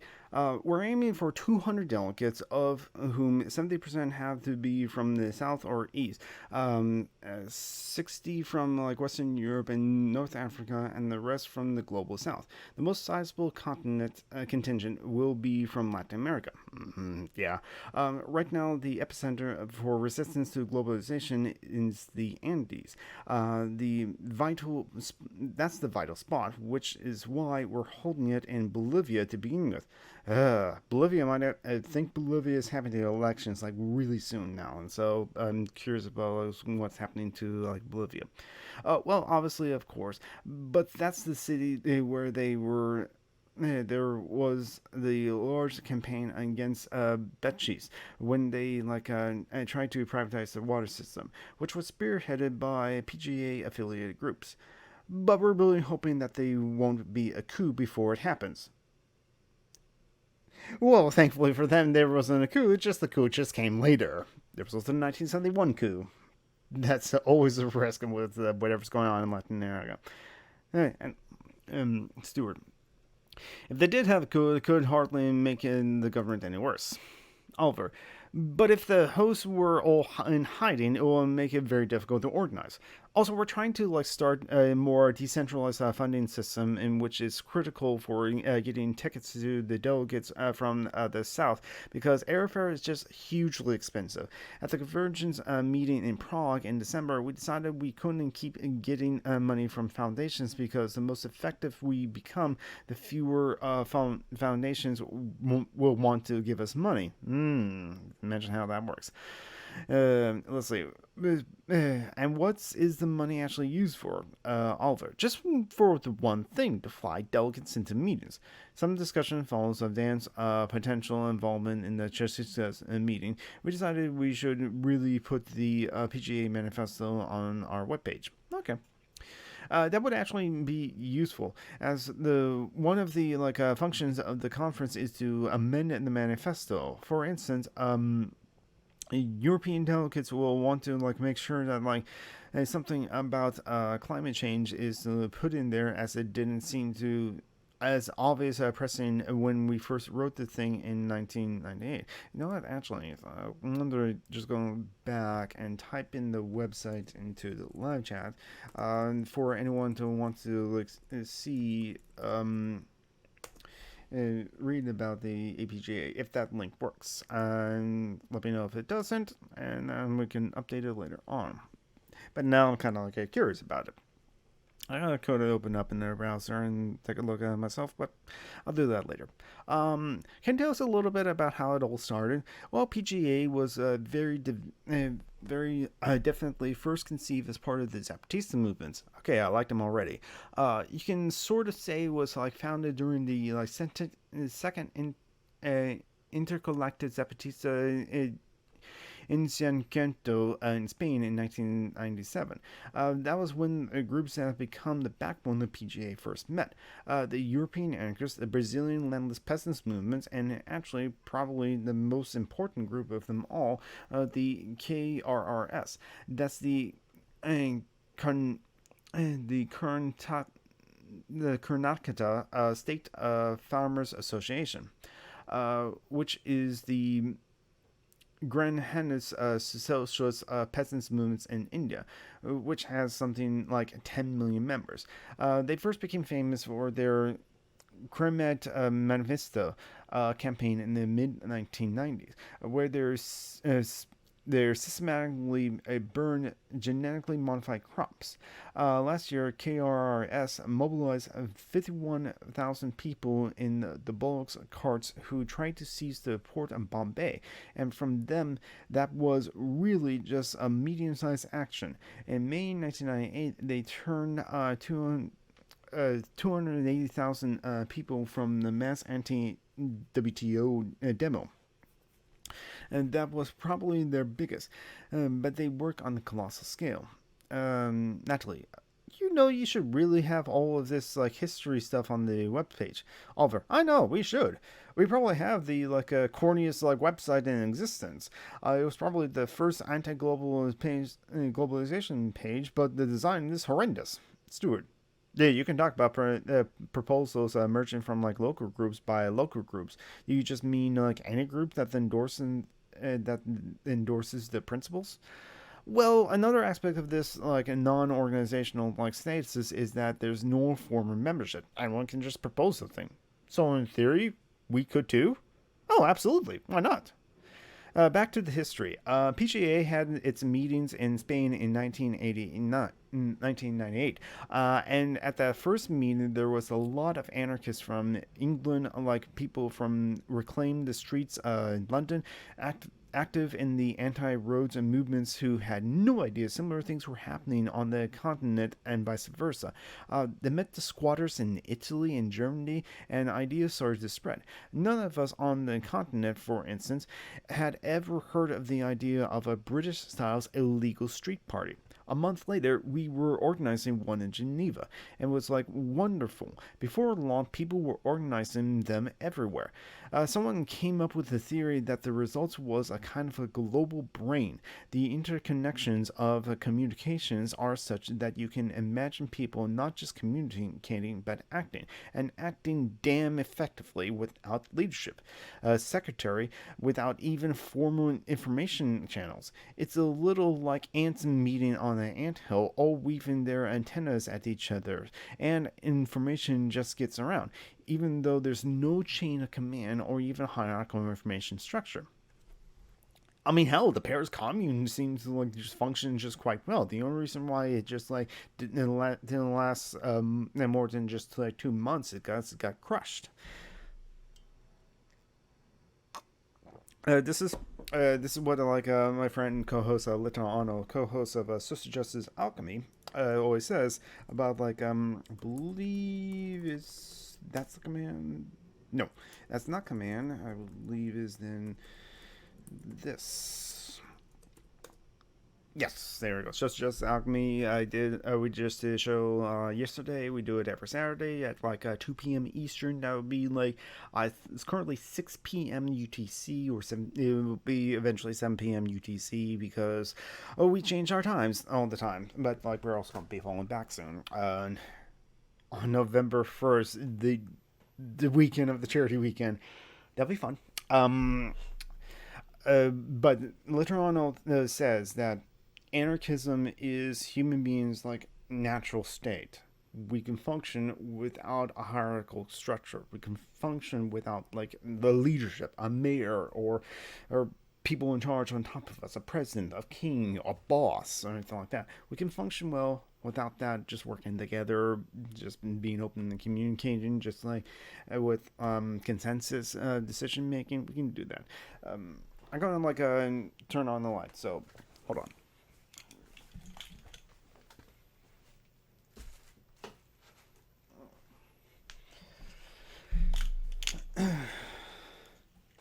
And yes, you did see my nice leggings that I'm wearing. Anyway.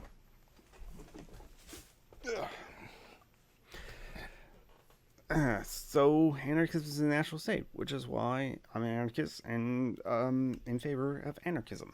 So, of course, it would be impossible without the internet. Which is why I'm favoring that. Someone, of course, they said that at first about the Zapatista twos. Over. Actually, was a little annoying at first at how the media used to Thank you. Used to say how the Zapatistas were similarly an internet phenomenon, and knowing that is for people who actually know how hard it is to reach them. But in a way, it's sort of true. Internationalism by nature can't be authoritarian. You can just like put out a proposal and people discuss it. Those who like it go and do it.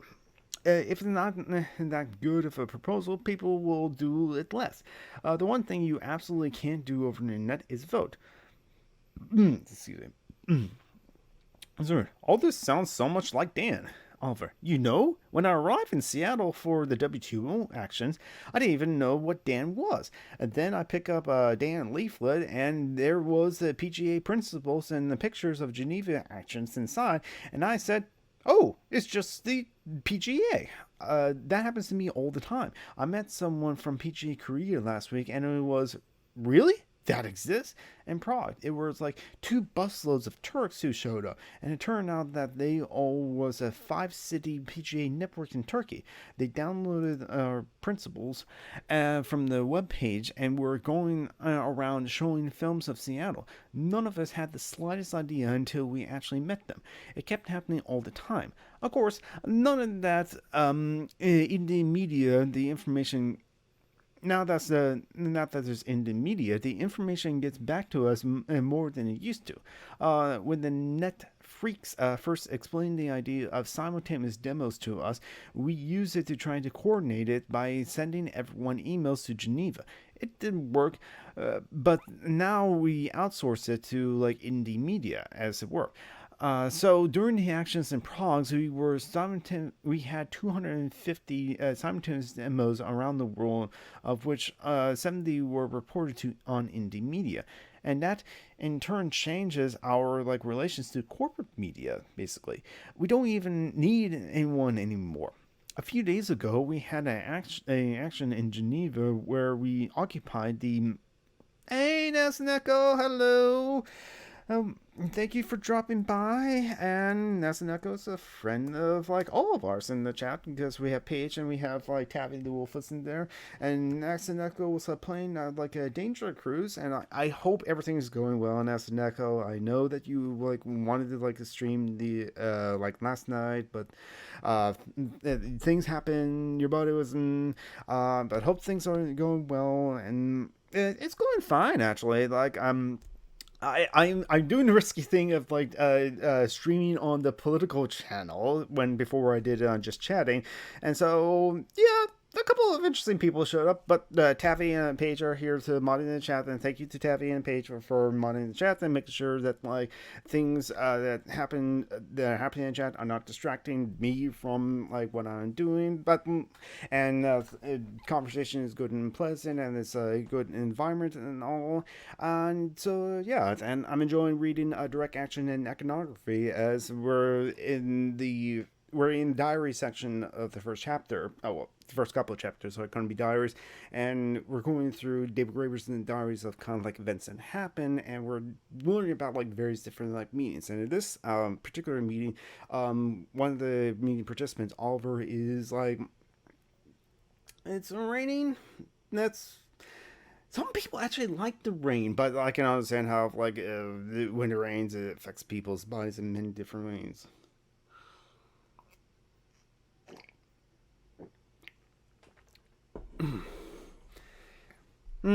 Yeah, exactly. Yeah, but I tell yeah, it's kind of like, you know what, I know what's going to happen when I pick the politics category, but outside that, you know what, pick the politics category, considering what gets past as politics on Twitch sometimes.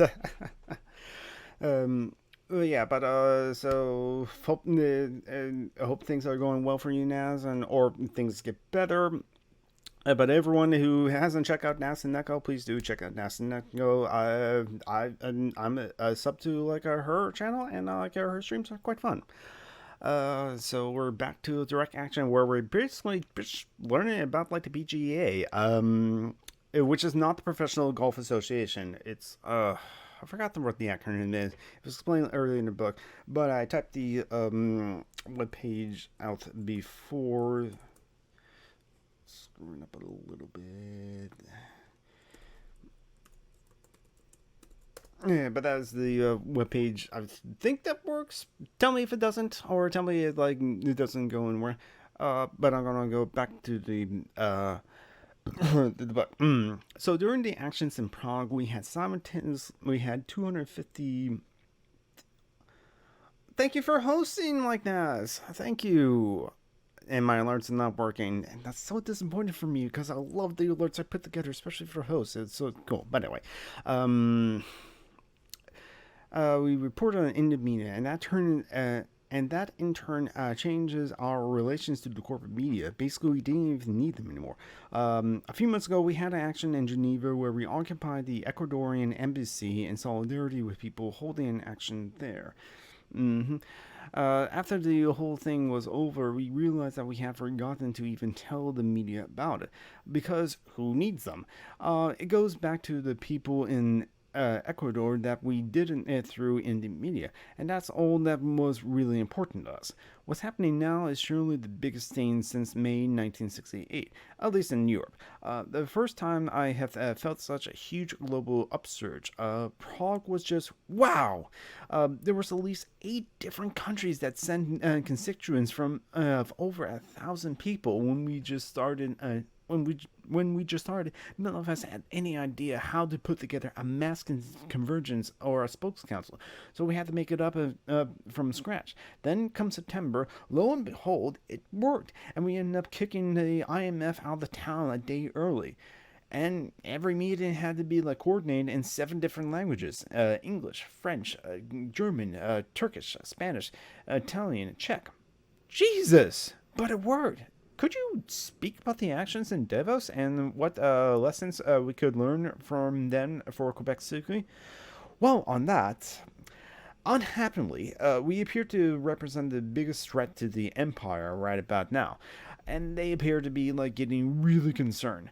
I'm sorry to say it, but because we really just a ridiculous bunch of clowns, but they are.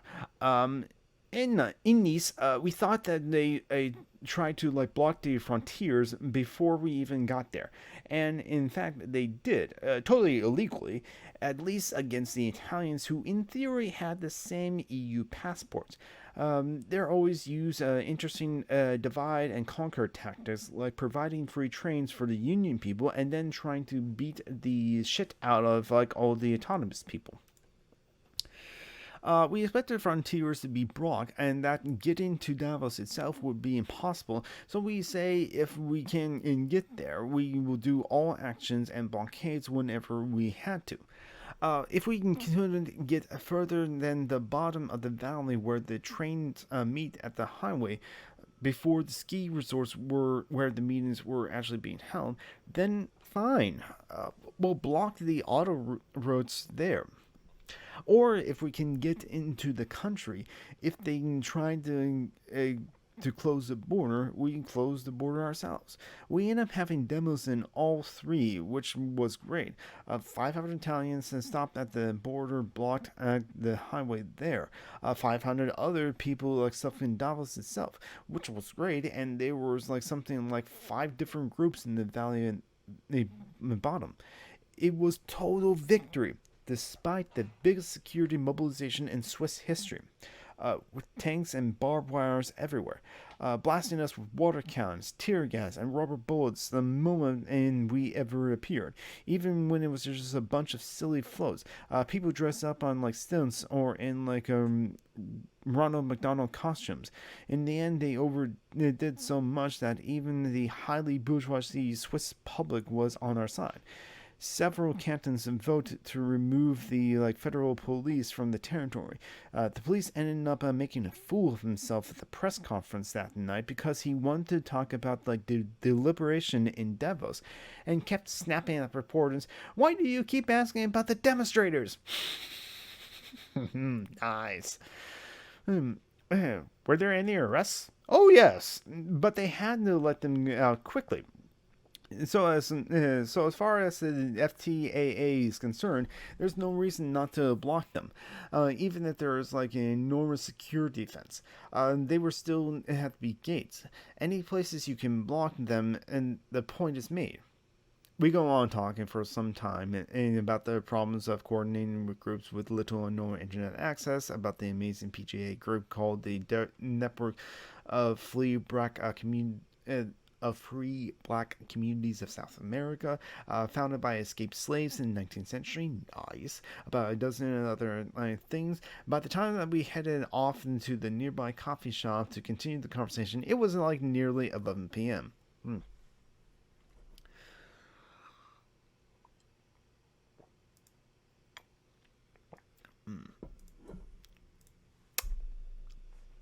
Tuesday, March 6th, FTA coalition meetings at 8 p.m. Actually, I missed this one, along with the day in labor meeting held at the same time. But I heard what happened. The FTAA Coalition is a board, a New York-wide group which includes DAN, the Greens, the ICL, and various independent activist organizations for Quebec City.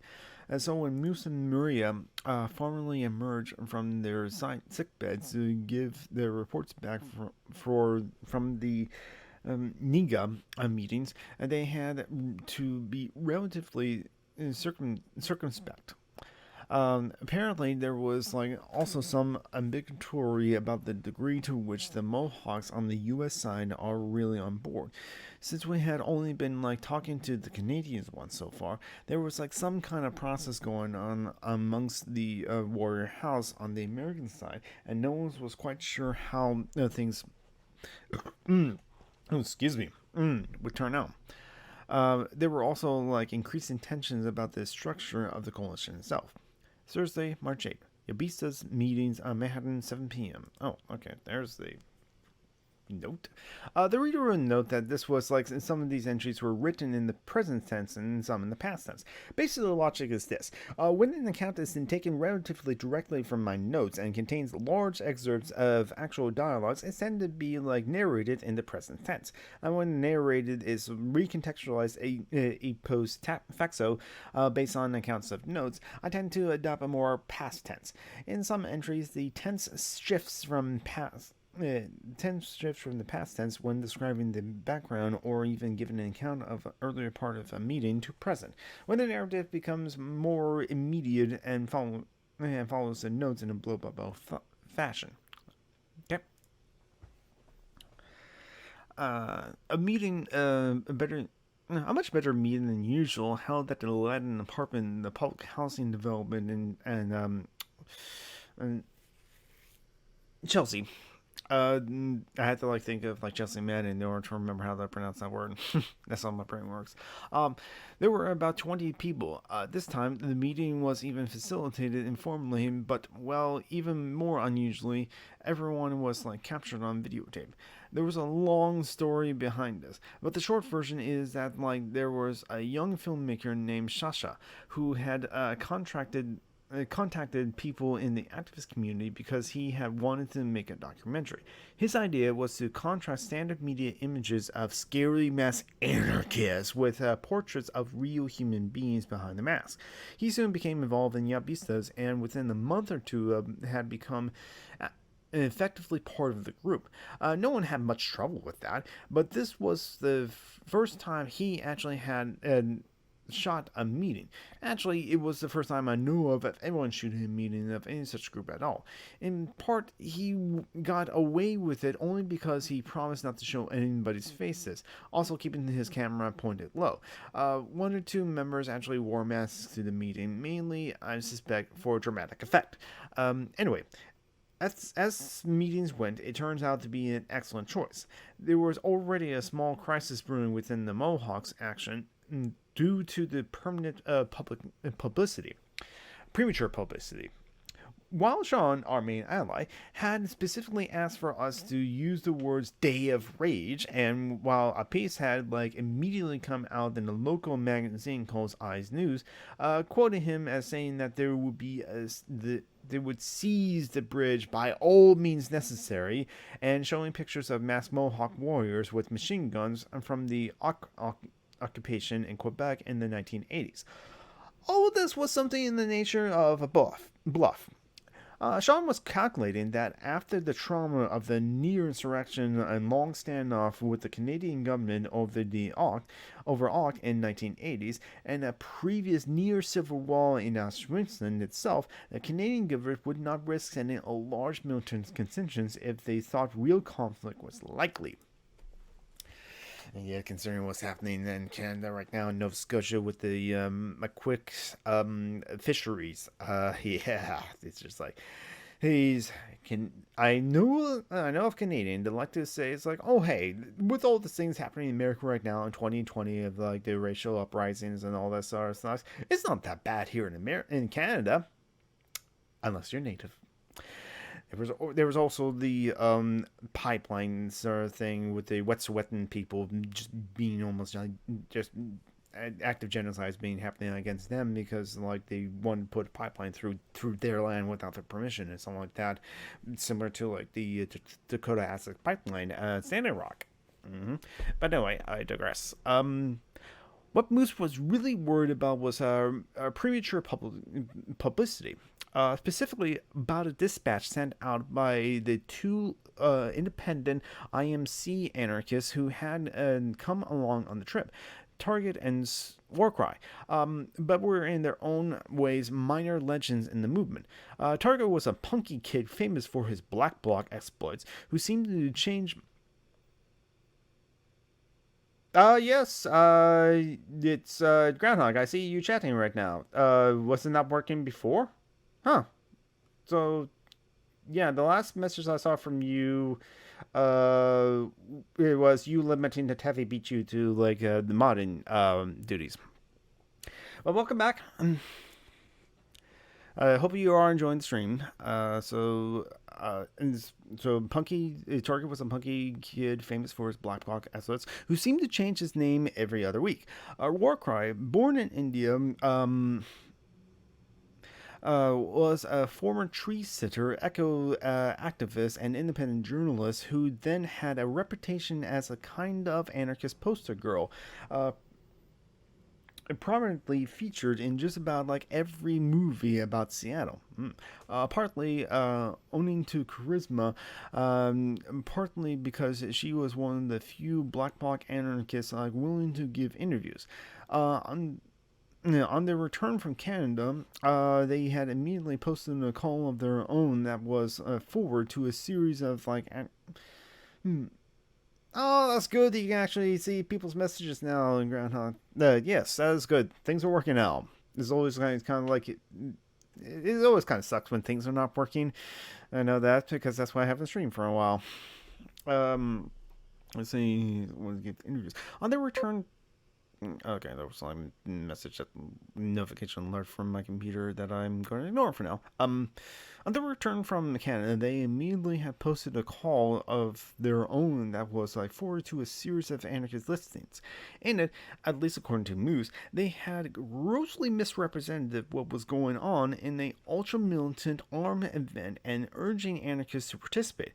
Apart from being childish, Moose stressed that this was completely out of process.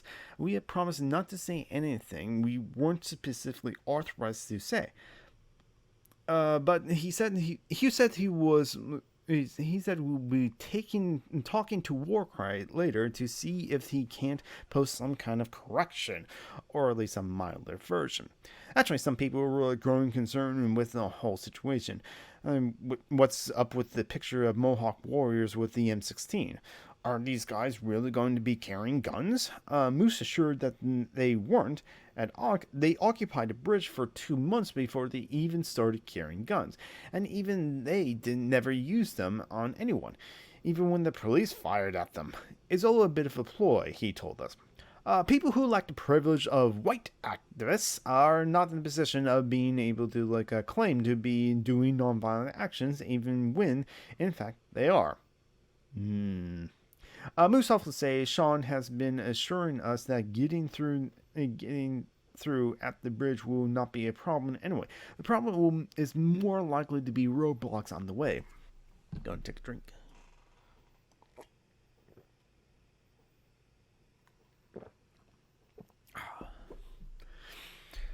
So we formally consess on our support for the Cornwall action. Then, after yet another report on NIGA, we start talking about the larger New York-wide anti-FTAA coalition, which is experiencing similar problems. The coalition is top-heavy with Greens and ICO people, and organization's tensions have become such that we agreed to do a special meeting on Friday just to sort things out. Maria's going.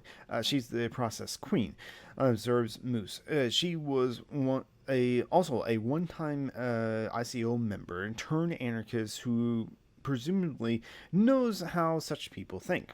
The big news is that CLAC is having a consultant or spokes council in Quebec on the 23rd, and Yabista needs to send representatives, especially since during the last consultia, our people didn't make it through.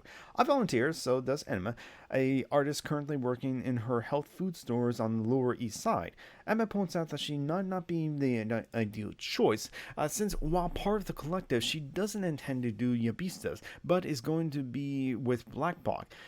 No one seems to mind. The selection of delegates is not as a delicate matter as it might be, because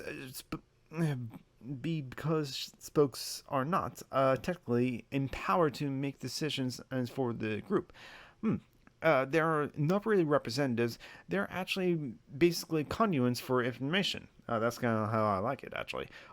They explain what their groups is intending to do, bring proposals and convey information and proposals back to the group for its to consider collectively. Yeah, that's the kind of governance organization, governance I'd like to participate in, where it's just no, we the people decide. But if there's going to be meetings or something like that, we send delegates, and delegates are just collecting information and bringing information back to us, and then we send the delegates for them to vote on what to do. So it's going to further explain. In a proper spokes council where the other members of the offended groups are actually present in the room, this can happen on the spot. At the consultant, where there aren't, the numbers of decisions that can be made is much more limited. Still, this raised the question: what are Yabistas in fact planning to do? And if we get through to Quebec City, for the rest of the meeting, we considered the possibilities. Since no one is much interested in the idea of protecting Sal MNA's autonomous zone in the middle of nowhere, these came down to 1, helping pull down the wall. 2. Trying to get through the wall and enter the perimeter. Or 3. Providing some sort of diversion. Since one thing we do not know is that if you do dress up in a bright padded like outfit, the police will definitely follow you around. Could be good as a diversionary tactic. The wall is an obvious symbol of hypocrisy and of neoliberalism, but some of us find it a little too symbolic. On the other hand, if we could get inside the perimeter, what would we do there? Smokey had heard of a story about a homeless shelter there that effectively had to close down operations because of the summit. Perhaps we could get them to formally invite us to provide security. Someone else had been pursuing the idea of dramatizing the fates of disappeared asylum seekers.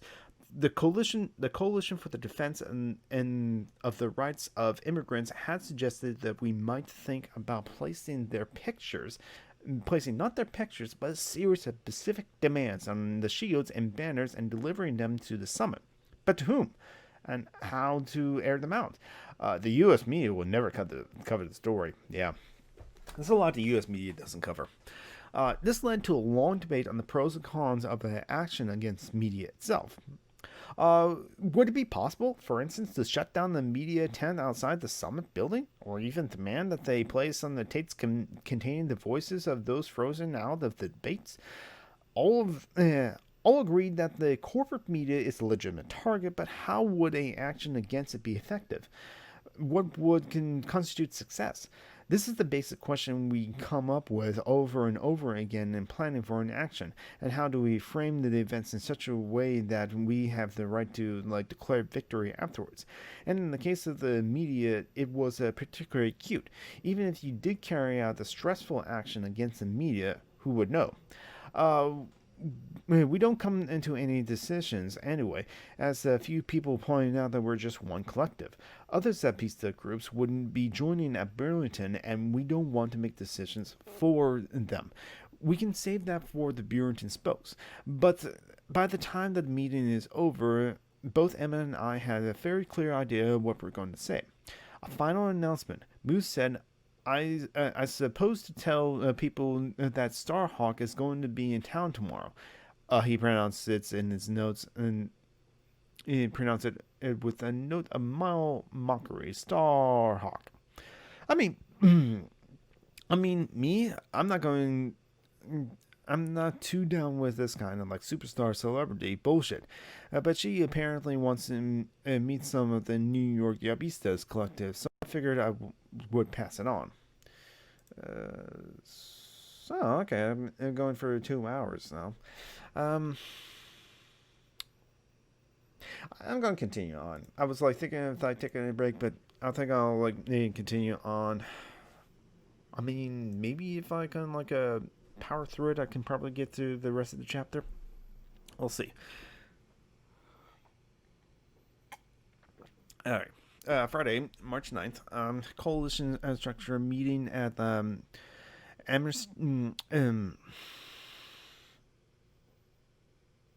my brain just blanked on how to pronounce this word. Is the famous city in the Netherlands. Plaza. Yeah, my brain's just blank. It says pizza too, not plaza. At 11th Street at 6 p.m. Anyway, this meeting considers of maybe 20 activists ranging around the table in the back of a pizza joint, pretending that they weren't having an argument. A group of a bunch of leftists together. Yeah. What is now called the FTAA coalition began as a direct action network working group. They had a general meeting every Saturday with a whole series of working groups meeting on other days of the week. Some of these working groups are structural, legal, media, outreach, and some are engaged in ongoing campaigns, labor, police, and prisons, but there are always some that are just created to work on specific actions, whether the IMF protests in Washington, the Republican convention in Philly, and now the FTAA in Quebec. Often, this later working group themselves could start looking at miniature versions of dance with their own working groups to handle outreach, communications, transportations, and the like. They became less cellular structures bubbling out of then reproducing the same intentional relations between the parts. We could afford to be flexible because, after all, there was like no fixed top-down chain of command. Initiatives were supported to rise from below, so everyone was free to improvise whatever organization form seems to work for them. The problems came from when Dan tries to work with members of the group with profoundly different organizations and imperatives. I already mentioned the Great Dan Bugaboo, the ISO. Oh yeah, the Boogeyman or something like that. David Graeber has a way with words sometimes. The ISO had become involved in dance-style politics only recently. They had played little or no part in Seattle. Sometimes afterwards, however, they apparently received orders from Central Command in England to get involved with the global justice movement. Suddenly, all sorts of high-ranking ISO organizations start appearing at Dan meetings. Their enthusiasm seemed to ebb and flow. They had participated enthusiastically in the first big NYC Dan action, A16, the anti-IMF protests in Washington on April 16, 2000. But after the Republican convention protests in Philly, during which the ICO contingents was rightly accused of having abandoned their positions and run away, they largely dropped out and threw their energy behind the Nader presidential campaign, and now that they were back. Working groups were in particular open. Anyone can join. In this case, when Dan created the working group for the FTAA mobilization back in January, the ICO folks had suddenly reappeared, along with members of some sort of other groups they had been working with, the Green Party, certain NGOs, who had never, in fact, been to a Dan meeting in proper. Since the ICO and Greens at least were not there as individuals but as representatives of organizations, the working group in effect became a coalition. So it seemed only reasonable to declare it as one and abandon the pretense of it being part of Dan. This was not a problem since Dan's working groups were pretty much autonomous anyway. You want to take a drink?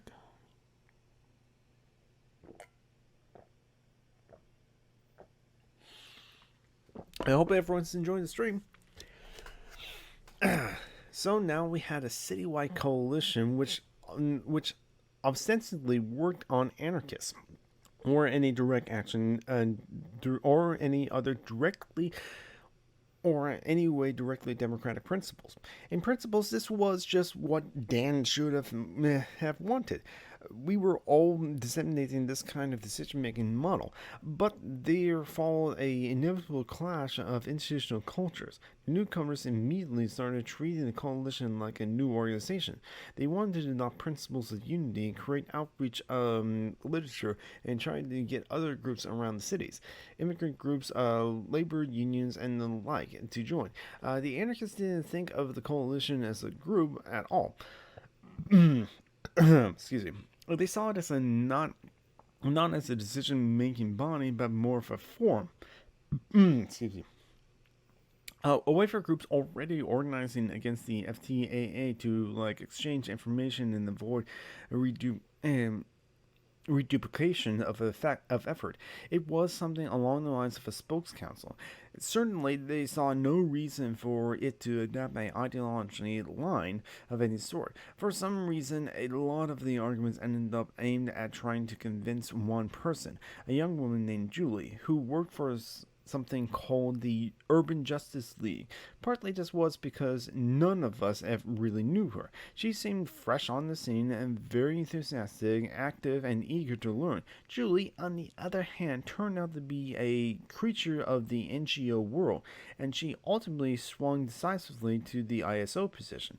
In fact, she soon began acting like a one-woman steering committee of how her own of her own, making phone calls to union presidents, pastors, and the leaders of various communities in our name, and trying to assemble the broadest possible coalition. In theory, this was hard to argue with, but we all knew this what was likely to come next. These groups would start demanding we tone down the direct action, or at least stop talking openly about it. The Dan people and other anarchists responded by forming their own autonomous direct action working group of the coalition, calling it, appropriately enough, the Autonomous Direct Action Working Group, or Autodoc. Autodog. I like it. With its own listing and separate meetings. Autodog, we decided, would send one representative to the coalition meetings each week, but otherwise we would work together, much like we had expected the original Dan working groups to do. The problem was that Julie and the ICO people immediately started showing up to all other dog meetings too. Technically, of course, there was no reason they couldn't. They were open meetings, but it caused a great deal of discomfort on all sides. Julie started complaining on the internet about exclusion, and before long, everyone agreed we really ought to have a special meeting to discuss the process and iron things out. The result was about 20 people all sitting around a table at a student hangout near Columbia University, sharing out slices of pizza, of 2 large cheese pizzas, and trying to be reasonable to one another. Julie offered to facilitate, which probably was not a good idea. It soon became apparent that the main problem was the lack of trust in one another's instincts, since, in principle, the ISO side were making some very reasonable points. First of all, they say, consider the new people. There were a lot of new people, especially students, showing up wanting to do direct action. How exactly were they going to plug in to decide what working group they wanted to join in if the direct action folks were meeting in an entirely different time and location? Secondly, if one is going to form a coalition that includes labor unions and organized community groups, and you do outreach, they will want to see some kind of mission statement. You can just tell them that you are against the FTAA. Of course, the anarchists in the room might have to reply by asking what was the point of getting into these endorsements anyway. None of these groups were interested in taking part in action, and any group that might be interested in sending people out all the way to Quebec to march in the labor parade were almost certainly already making their own arrangements. So why collect names just to add them on a piece of paper? But no one wanted to preclude the possibility that some new group might pull in and decide to take a more radical posture. So instead, we end up endlessly talking process.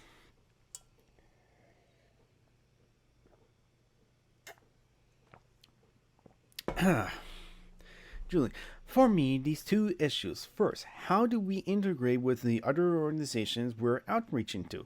Having them sign on to a mission statement is a tried and true method for doing that. Anyway, people at large, individuals who aren't part of the organizations won't be able to fit into a spokes council model. The second is how to avoid reduplications of efforts. Moose. But the idea of a coalition is to not have an ideology. It means for people with different ideologies or perspectives to work together on an issue. Green. I want to know what an endorsement would mean in practice. Will unions disperse flyers to their members? If so, that would facilitate individuals joining as individuals. Well, the outreach working group has already decided to write a statement and pass it to us. I guess the question becomes, what does it mean to be part of a coalition? Julie. Yes, exactly. When Autodog formed, it was never clear to me it was part of the coalition or not. Then, when I show up to one of their meetings, I felt like I was crashing at a party. Enos. Look, I understand how you might have felt that way, but I think it's part of the reason it happened was because every time we form an autonomous direct action working group, it seemed like everyone in the entire coalition would show up. So we were started asking ourselves, in what way are we autonomous? In what way are we a different group? Remember, this was all started when Dan decided they wanted to work on the FTAC, AA, and it created its own working group. And then with all these people showing up, that working group effectively became this coalition. So Dan in general was confused, and we tried to create a new working group, and it just kept happening. Marina. You should understand something about how Dan operates, because some of the problems might just be confusion. The people we normally work with, the Lower East Side collective people, Reclaim the Streets, Yabistas, all these groups see themselves as loosely part of Dan. We kind of halfway between the group and a spoke network. Reclaim the Streets, for instance, never come to our meetings, partly because they were more concerned with the local and New York issues, partly just because they didn't like meetings. They were fun-loving party people. That's part of their whole shtick. But they were always show up to actions. So really, this was like a working group for that larger direct action oriented community. Some people didn't want it to be Dan working group, so we said, all right, let's just call it a autonomous one. Meredith. Maybe just to float a proposal here, why not just make a list of working in groups and we can post on a wall during meetings so that new people can plug in? How would people feel about that? Maria, I thought we were here to brainstorm ideas to take back to our groups. I'm uncomfortable making this decision and make this a decision making body. I mean, don't get me wrong, that's a constructive proposal. James. She's just suggesting we better articulate what we're doing. Calling that decision making seems to just like a matter of semantics from where I sit. Yes, I don't think it's just semantics. I think the problem is that the different natures of groups and the different natures of the groups involved. Maggie, I just want to know what to say to people who want to join us, and so on. Apparently, ad infinitum. I stepped out early, partly because, though I had my hands up frequently, Julie never once called on me.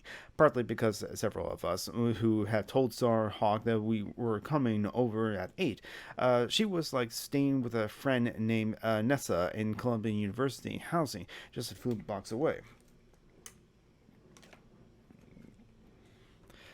Meeting with Starhawk at 8 p.m.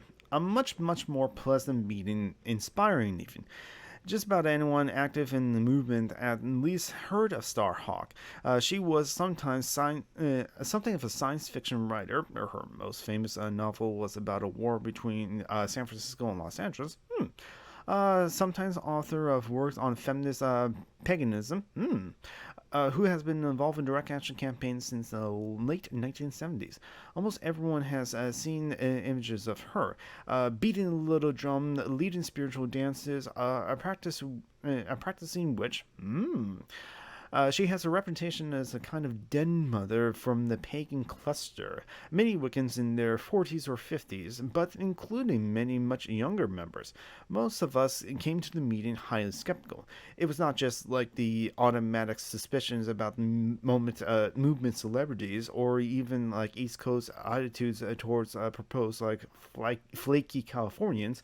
The one thing most of us had heard by Starhawk was a piece she written in a widely circulated collection that came out right after Seattle called "How We Really Shut Down the WTO," in which she castigated the Black Bloc for refusing to take part in the Spokes Council, defying agreed-upon codes of conduct, and even spoke approvingly of pacifists who pointed out windows breakers to police.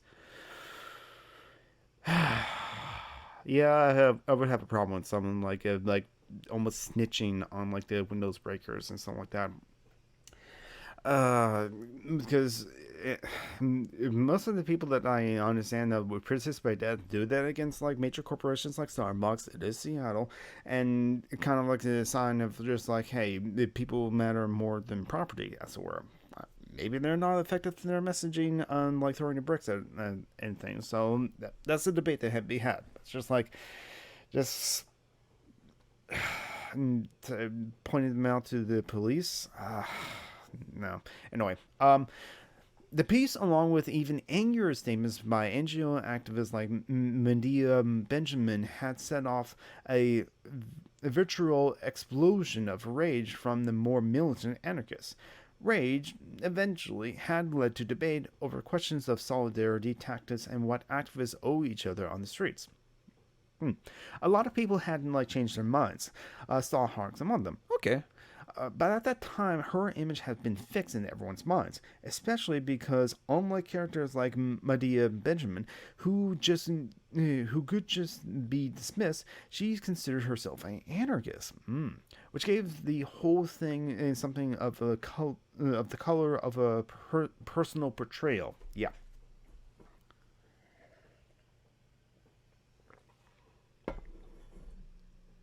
I'm sorry, I'm distracted because I have a beautiful sunset. Okay, no, I'm gonna take a picture of that. Sorry, I'm gonna be right. And you know what? It's a good chance to take a break. I'm gonna transition over to be right back. So everyone, take a self-care break. And get up, stretch, refresh your drinks, and I'll be right back. I seriously got a beautiful sunset I wanted to take a picture of. I'll put it up on Twitter so you know what I'm talking about.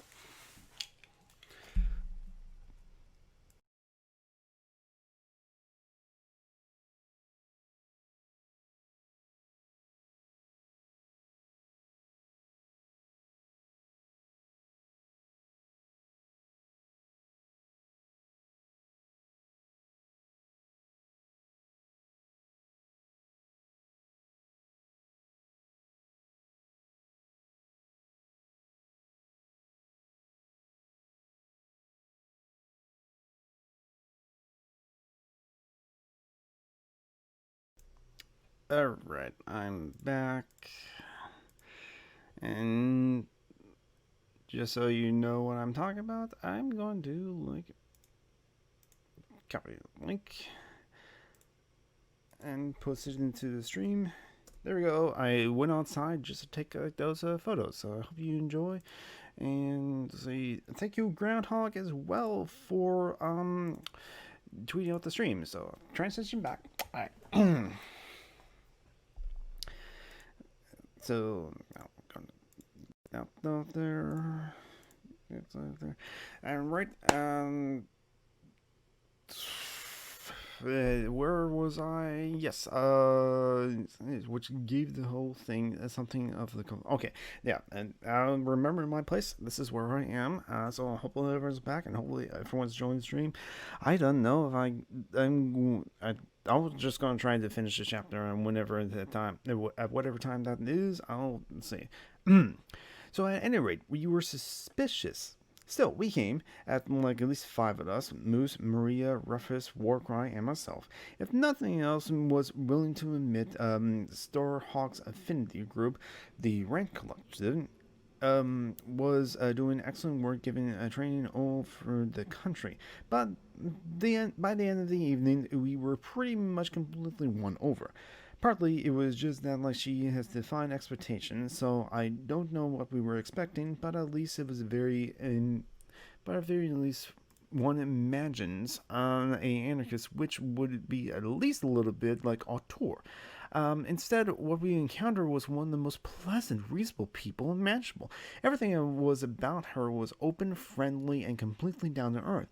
Stallhark was Staying was like a friend in Nestle, a noted eco-feminist theorist, and occasionally nation writer who was around the same age, currently getting around in an extremely high-tech wheelchair. She was curious about the direct action scene in New York. Moose talked about the... Yes, it was a very pretty sunset. I like to have those I've been taking a lot of those kind of shots so that I can put in use them as backgrounds or just have them in the slide and scout. So at least when my starting up screen and my be right back screen, there's movement there, so you know that if the stream's working and things are being shown and broadcast, there's at least movement there. So there's there though. That's okay. Sleepy Wolf is sleepy, so take care. I hope everything's doing well as possible, Taffy. Maria's about the People's Law Collective. Rufus about the action medics. Action medics are very important. Street medics, yeah. Starhawk talked about her own experience. I was one of those people who went to Seattle to do more civic duty, and after that, I was expected to just get back to my life again. Here it is 2 years later, and I haven't gone back to it yet. Nessa was quick to point out that it was not like she had no experience in this sort of thing. Really, they had they got their start in Diablo Cannon blockade in 1981. Remember how we had to invent all sorts of things from scratch? We had no idea what we were doing and how to do things the present generation just takes for granted. Oh, yeah, there's been enormous progress, Starhawk agreed. I can't tell you how many times I've seen kids, 16, 17-year-olds, and they already know how to do things that took us 15 years to figure out. Well, if you want to know the history, I was basically an author back then. I had written several books on paganism, the goddess religion. The network I was in, Reclaiming, is based on a principle of a magical activism. We wanted to use magic as a way of reshaping consciousness, to add a spiritual dimension that wasn't simply Christian. Because at first, it was only the Quakers who really knew how to do anything of this. I gotta read up on the Quakers. Spokes councils, affinity groups, and all of these really started with the Clamshell Alliance working against the Seabrook nuclear power plant in New Hampshire. There was a rebel group, Quakers, called Movement for a New Societies, conducted training on nonviolence, but also taught us this new form of organizing: consensus, spokes councils, how to make decisions democratically to small groups, and then let them coordinate bottom up. I'm liking this already. And it worked so well that it just took off. At first, there was a kind of battle between the old and new ways of doing things. Most of those campaigns were still paid staff, the usual tiny unpaid staff, but paid staff nonetheless. But what were in effect steering committees, but there were always tensions between top-down principles and bottom-up. Monos of, it's not exactly like such things never happen anymore. As I say, there are then there was problems of, well, we used to call them the Quakers fascists. Sometimes who kind of spirituals was completely almost completely alien to ours. I was part of a collective called the Matrix Collective, which was a part of Reclaiming. We got first involved in the blockade in Diablo Canyon, and which was the insane idea that we had to build a nuclear power plant directly on the fault line in California, and then later in the Lawrence Livermore group, which was one of the main nuclear weapons labs in Berkeley. We wanted to use the same horizontal structure used at Seabrook, but we also wanted to do ritual in a way that was meant reinventing everyone, because we soon realized that traditional non-violent civil disobedience is deeply rooted in the ethos of Christianity, or anyway, an extremely patriarchal version of religion. We have to decolonize ourselves and recognize how in many ways we kind of still are patriarchs, or we're still part of this whole system as well. And while we don't mean to, we kind of repeat those sorts of the same things in our interactions and our relations with others. As I digress. There was a reason there was always some male religious leaders at the head of movements. It was always a chauvinist, chastitism, self-denial, being willing to subject one's body to pain and suffering in the name of an idea, which is probably true, or love, or something very nice like that, but still something abstract, transcendental. You negate the corporal in the corporeal in the name of something higher, which is what the big world religions are all about. Really, so what do you do square with that in intimate cosmology, which celebrates the body and sees pleasure, especially sexual pleasure, as itself divine? She left the question open. I don't know if any of us here really figured that out yet. One idea we have had is to pull out sources of strength of apparent weakness to show how little homely things like yarn can, if woven together, sort of like a spell, stop even military machinery. Remember all those webs of yarn from A16? Oh, you mean the ones over the intersection? So you had to like crawl under them and get back and forth between blockades? I asked. That was like pagan cluster. That was the pagan cluster contributing thing. Actually, the first time I remember using yarn was at the Bohemian Grove action sometime in the early 80s.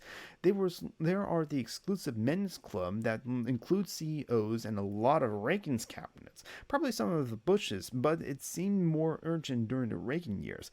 They had a club in downtown San Francisco and a fancy summer resort on the Russian River, where every year they had a week-long summer camp for the rich and powerful, which they had begun with a ritual called the cementation of care, in which they burn the effigies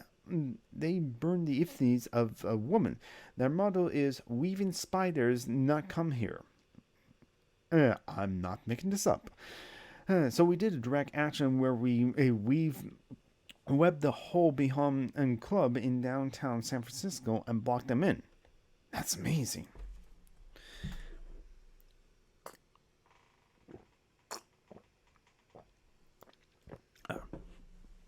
Yeah, it's funny.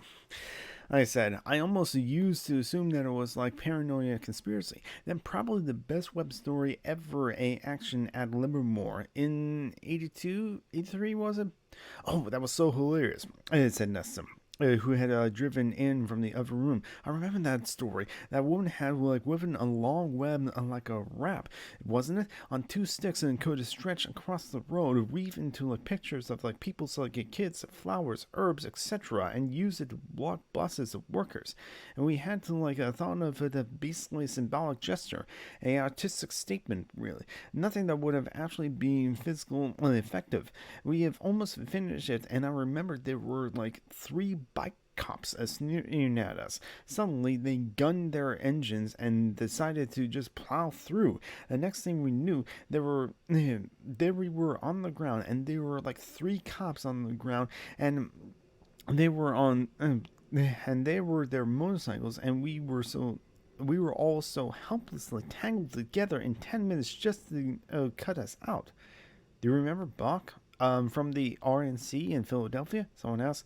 Remember the one who appeared at the press conference the next day with 2 black eyes and her face all puffy?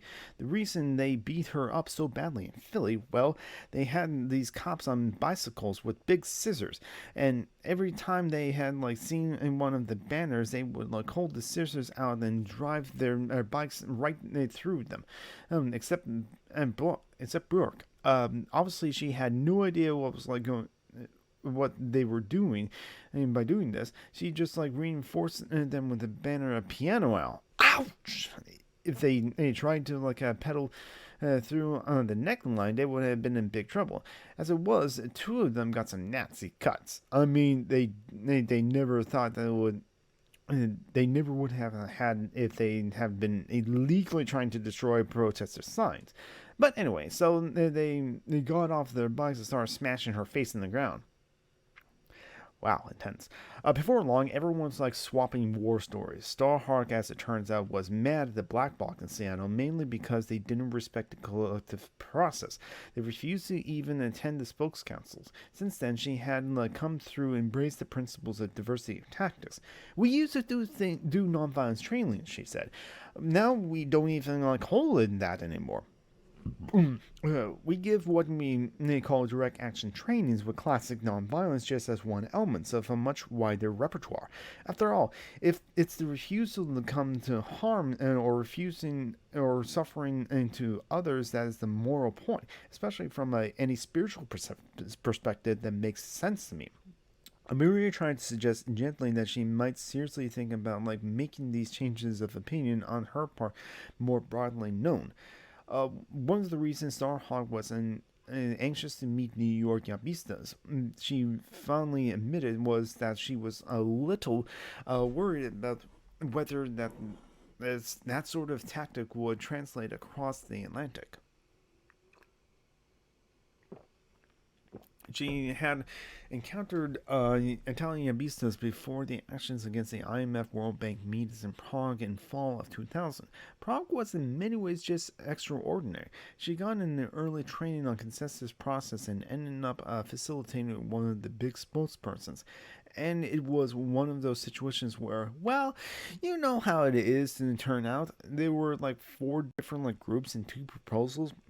Either there were like 4 marches all starting in different places and they all converge somewhere, or they would be 1 march and they would be all branch off into 4, and there would only be like one conclusive like conclusion really.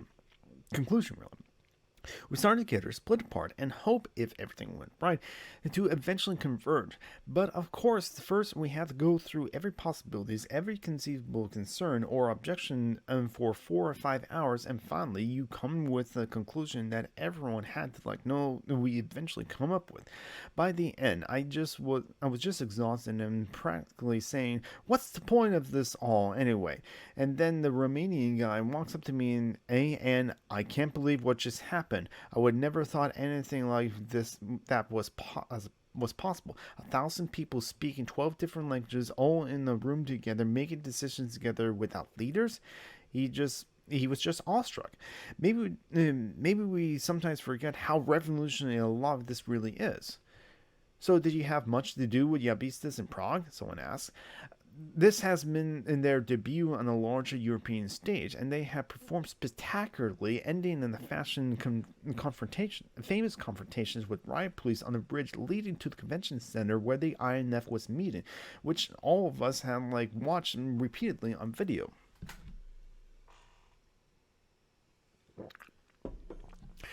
Oh, yes. To be honest, at first they rather gave me pause in part. It was the blatant sexism. For 3 days of meetings, there was one guy, Luca, who did all of the talking.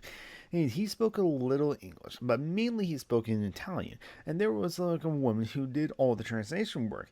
That 3 days of simultaneous translation, which I didn't think anyone could do for like 3 days without going crazy. And the third, also a woman, who just like sat there taking notes. They never rotated, never switched roles, and it was obviously both women spoke perfect English too, but they didn't venture an opinion once and the whole time. Internally within Yabistas, I couldn't make out any kind of like an internal democratic process either. Maybe there were things going on I wasn't aware of. Then it came to tactics. After 3 days of meeting, Yabistas finally decided that the front lines would be armed with 2x4s. Starhawk began talking very loose and very slowly and precisely to beat across the shields of the. Thank you for following, like, Antifa General. Thank you. Hope you stick around. I'm SomeRandomGeek. I do. This is one of the political streams that I do where I'm just, like, reading Direct Action Iconography by David Graeber. This is kind of, like, for my benefit, and might as well, like, put it up on Twitch as, like, a way to make content and put up on YouTube, but also kind of, like, contribute to the overall goals of things. I've also played some games, very infrequent, and so, like, I hope you like what I do. I hope you stick around. I'm also doing it for my friend Joanna. If you have any kind of money whatsoever, it's okay if you don't. My friend Joanna basically begs online in order to live. You can click on that Tumblr post to like read about like her recent financial needs. And it's like she owes some back rent, but her landlady actually knows what it's like to be poor. So she's very like forgiving and like very willing to work with Joanna on these needs. She's disabled, so she can't work, and she's on SSDI, and that doesn't give her a lot of money each month. And she has situations with like her kid and like going to courts and trying to like defend her right to like still raise her kid and to raise her son. And yeah, the government's trying to like make her like be like a unfit mother, as it were. So she was been battling that, and that's why she has a shortfall of money, and she could really use some like help. So any donations that you can donate directly to her in that PayPal link. Which is also in the Tumblr post. Please share on the Tumblr post as well to get more obviously shared onto her under her plight, if you could. But if you donate directly to me, in the donate link there. The same links once it's going to it will affect the donation bar actually. My alerts are not working whatsoever. I don't know what that is, but any money that I've received during my streams or for anywhere on the internet for like whatever I do, I'm going to give it to Joanna because I give a lot to Joanna.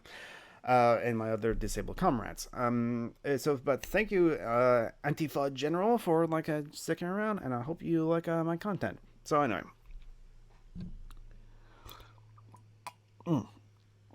back to the book. Armed with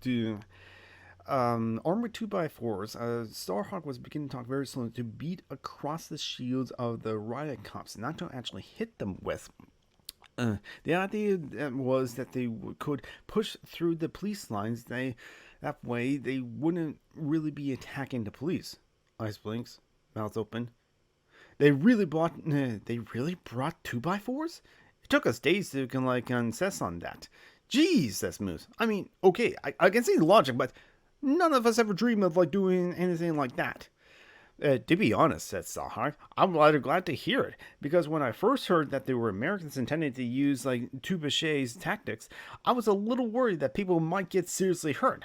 You have to bear in mind that it took 5, maybe 6 years to get to the point where they could do something like that in Europe.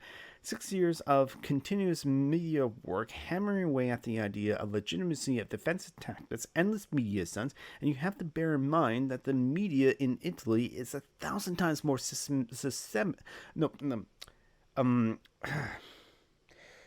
sympathetic to social movements than the media here. Yeah, American media is all like that. Even on TV, which is almost all owned by Bjorn. Sorry, I'm sorry for butchering Italian names. Luca is up there every time there's a big action on talk shows, debating the police or right-wing journalists. Things would be inconceivable in this country. Wow, since I'm the one handling media for New York and Vistas, I said, I'm actually a little bit worried about that. We consider various media stunts, but basically the press has always let the cops frame the story, and there's no way to even broach the subject of, say, the philosophy behind our actions. Believe me, I try. There's no interest. They just ask us if we're going to be violent, and we have patents and shields and taking this evidence and that we are looking for a fight. We've been trying to create the same effect just by being over the top silly with a kazoo band, silly crests and costumes, so that if people just see us on TV they're calling us violent, it'd be obvious that there's something wrong. But even then, we know perfectly well, even if we dress up as Barney the dinosaur with our hands tied behind our backs, a good editor can still be able to come up with some image that makes us look frightening. Barney the dinosaur, a whole bunch of Barney the dinosaurs tied up and being threatening, imposing, and a danger to the police. That's something. Well, there was that guy during the BLM protest that put on the gigantic Elmo head, and also let some things on tires. It's kind of badass if you ask me, but. Again, remember regulation rule 46A. Do I have that command? I don't know. It's in the rules, though. But anyway, I'll continue. Plus, in almost all European countries, there's a different relationship with the police. Everybody knows each other. The whole thing is it's a little like a game. And so on. We drift on to other topics, but Hawk had registered her concerns. They had echoed some that would certainly occur to me at one time or another. I had no idea if any of this would actually going to work. Tuesday, March 13th, Otterdog meeting at the National Lawyers Guild, 8 p.m. This was actually the first meeting I attended with Direct Action Working Group everyone has been complaining about. It began with a report back. 2 Brooklyn activists had just returned to Quebec City, and we were all ago over the beauty of the city, its ancient towers of anarchist graffiti. Then Mac went over breaking development. He had stayed on at the meeting at a pizza place until the bitter end and done his best to patch things up with the ICO, who in turn now wanted to assure us they were completely committed to getting people up to Quebec for the direct action on Friday, and not just the labor march the next day. The latest development from the Asurskas were promising as well. The Canadian Union of Postal Workers were interested in helping also some other workers. War Club, a Mohawk hip-hop band, wanted to be involved in some capacity. Our Warriors allies on the Canadian side were already in contact with the Boots family, who were one of the most important Mohawk families on the U.S. side, and also seemed interested, and so forth. There were two main orders of business for meeting itself. The first was the CLAC consulta. I ended up being put in charge of coordinating the whole thing. Some discussions followed on the safest options: cars, bus, trains. The others was an action plan for October 1st. Eidos, a local underground cartoonist, have been talking points on this one with a friend named Nikki. There's also a successful managed to draft a activist named Twinkly. This was a bit of a coup. Twinkly was a androgynous young woman whose parents were from Thailand, maybe 19 or 20 years old, with a dramatic punk haircut, famous for many things, but probably most of all for her enormous lung capacity. She was much sought after as at demos for her amazing powers of projection, not to mention her knack for being able to invent songs and slogans for any occasion on the spot. Some people are, as one might imagine, an enormous asset in any demo. In the past, she largely avoided Dan and participated and preferring to work with the more commonly oriented group, but she decided to throw herself into a FTAA organization. She also had considerable experience in graphic design. Go and take a drink.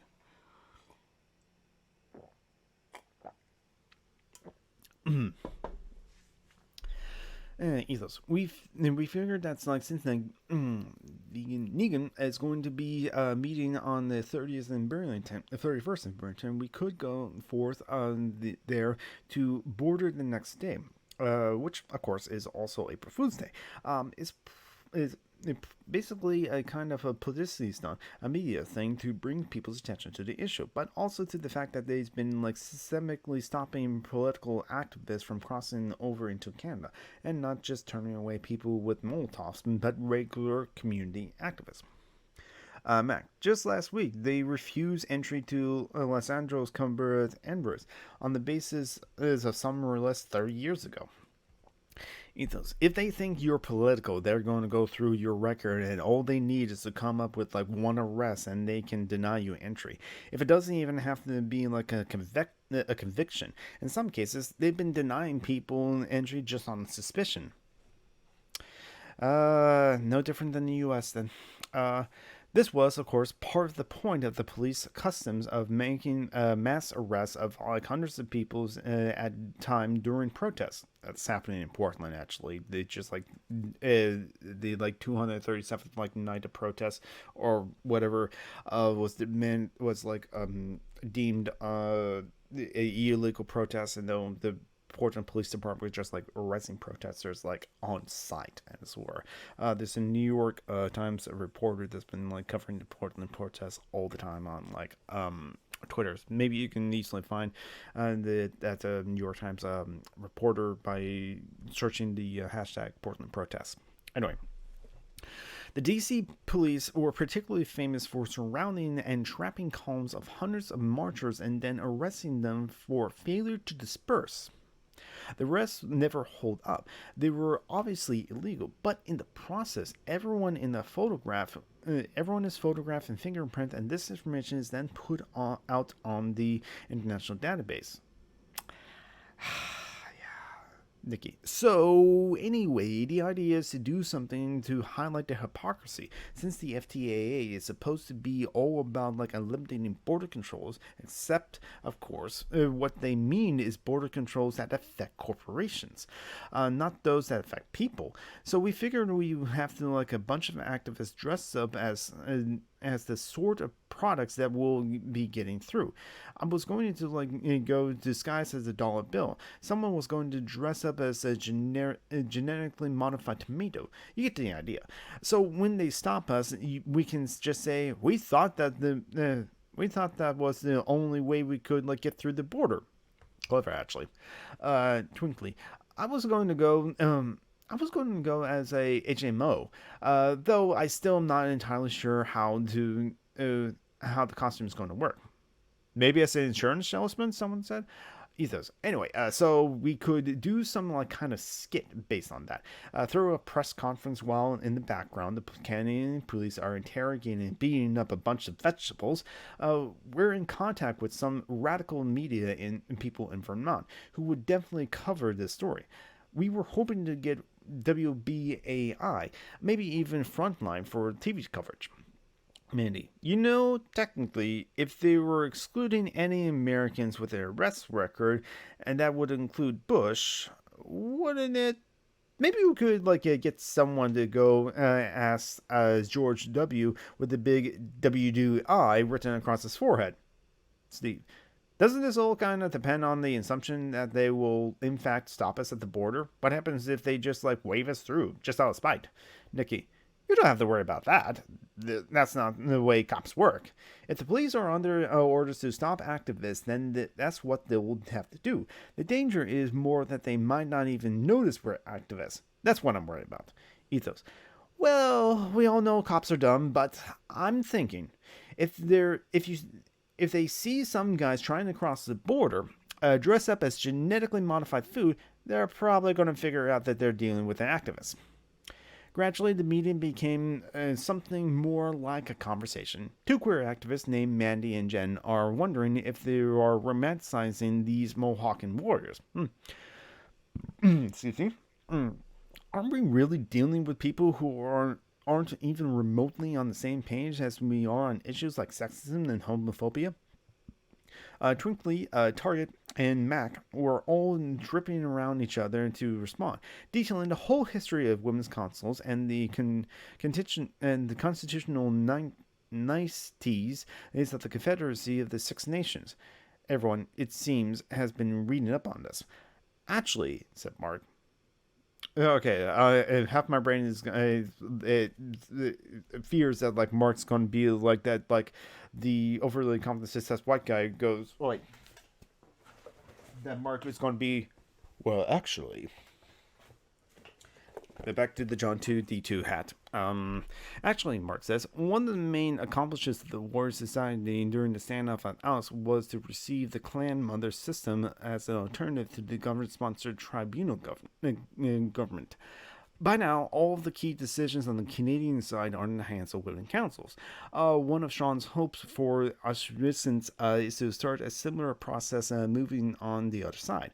Many is surprised, but guarded. It sounds wonderful, but don't you sometimes think it's just all a little too good to be true? The thought had occurred to me as well. Maybe all of us. It was hard to deny that, from the perspective of your typical New York activists, to have a bunch of Mohawk warriors promise to open the bridge for you, let alone a bunch of Mohawk warriors aiming to revive a matriarchal decision-making structure, was about the coolest thing that one could possibly imagine. You could only wonder if this was all just a little too cool. 8 hours later, we were all strolling through to St. Mac's Place for drinks at the Grassroots Tavern. There was some kind of trash worship party in Brooklyn that night. Everyone was discussing whether it would be worthwhile to go. Mac and Moose get into a long argument about whether Dan was, at this point, an explicitly anarchist organization. Are they explicitly non-anarchist in Dan? Are there explicitly any non-anarchists in Dan? Or at least, other than in Dan Labor. No one is quite sure. Twinkly vanished and reappeared 15 minutes later with some radical cheerleaders and a huge pile of dumpster dive sushi. Miners' intentions ensured when some of them weren't allowed into the bar for a lack of ID. After a brief consultation outside, the matter was resolved somehow. Twinkly, on discovering I'm not vegetarian, kept holding in pieces of sushi kept handing me pieces of sushi with fish. Not keen on eating dumpster dive like sushi, I kept trying to hide them, so she kept noticing. Rufus gently explained that it was like really the exact same like stuff one would like have bought in the store 20 minutes earlier. There are laws about like when sushi has to be thrown away, and half the time, the moment that they put them out, there's already an activist or a local punk kid or two waiting to like take things away. Take a drink.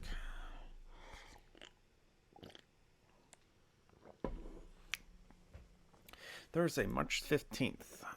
Outrageous article appeared in the Toronto Globe and Mail, reporting rumors that the Auschwitz Mohawks were illegally smuggling activists with criminal records over the border into Canada. Apparently, Auschwitz. Auschwitz, I again apologize for like not pronouncing like any like non-English words well. Itself has a reputation in Canada for being a den of smugglers, mainly of liquor and tobacco. So the implication is in the same boats will be carrying a new criminal export, anarchists, presumably for money. Emails and phone calls are immediately exchanged on how to respond. Ibiza formations in Betty's studios at 7 p.m. We merely bashing each other about it. This time, Smokey has come up with a suit made out of like empty plastic Coke bottles, which made remarkably resilient against most powerful blows out of our like padded billy clubs. We go through various different defense scenarios, how to hold the line if police are simply trying to like break through a shield wall, how to defend a specific individual they're trying to like snatch. One thing that is becoming obvious is that like with all of this like gear, we're going to like need at least 20 minutes prep time before we can go into action. There's a long discussion of crests. We managed to secure a very large number of surplus British. Oh man, it's like I've been talking a lot that like I'm like slurring and I can't pronounce the word British. Riot police helmets from a mail order catalog, and each come with like 2 free rubber skin guards, and then spray print most of them pumpkin orange. A plan has been like floating around to personalize them by putting marked holographic devices on the top, stuffed penguins, Q-pin dolls, pinwheels, and the sorts of things. The problem is, as Smokey points out, that this would individualize us. Police could easily pick any one of us out for arrest if we no longer look alike.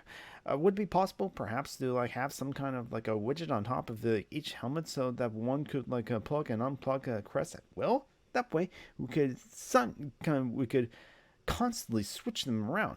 But the project seemed more trouble than likely to be put into it. Announcements. There will be legal training in Burlington from 1 p.m. to 5 p.m. Saturday. Probably one mini training just for yabistas.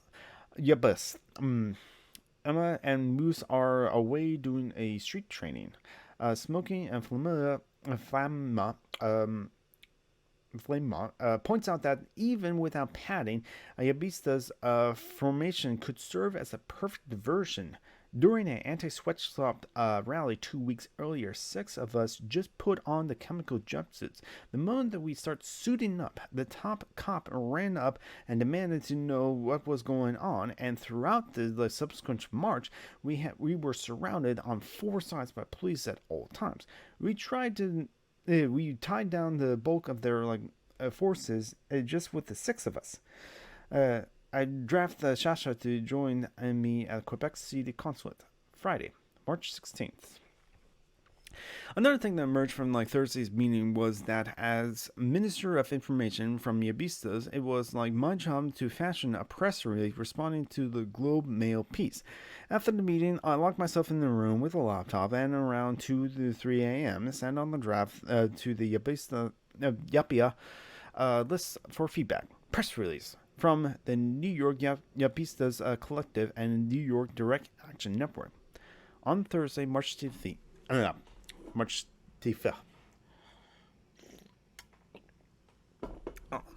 On Thursday, March 15, an article appeared in the Toronto Globe and Mail, which misrepresented the results of a historical meeting between U.S. and Canadian activists and a traditional Mohawk from Asquith earlier this month.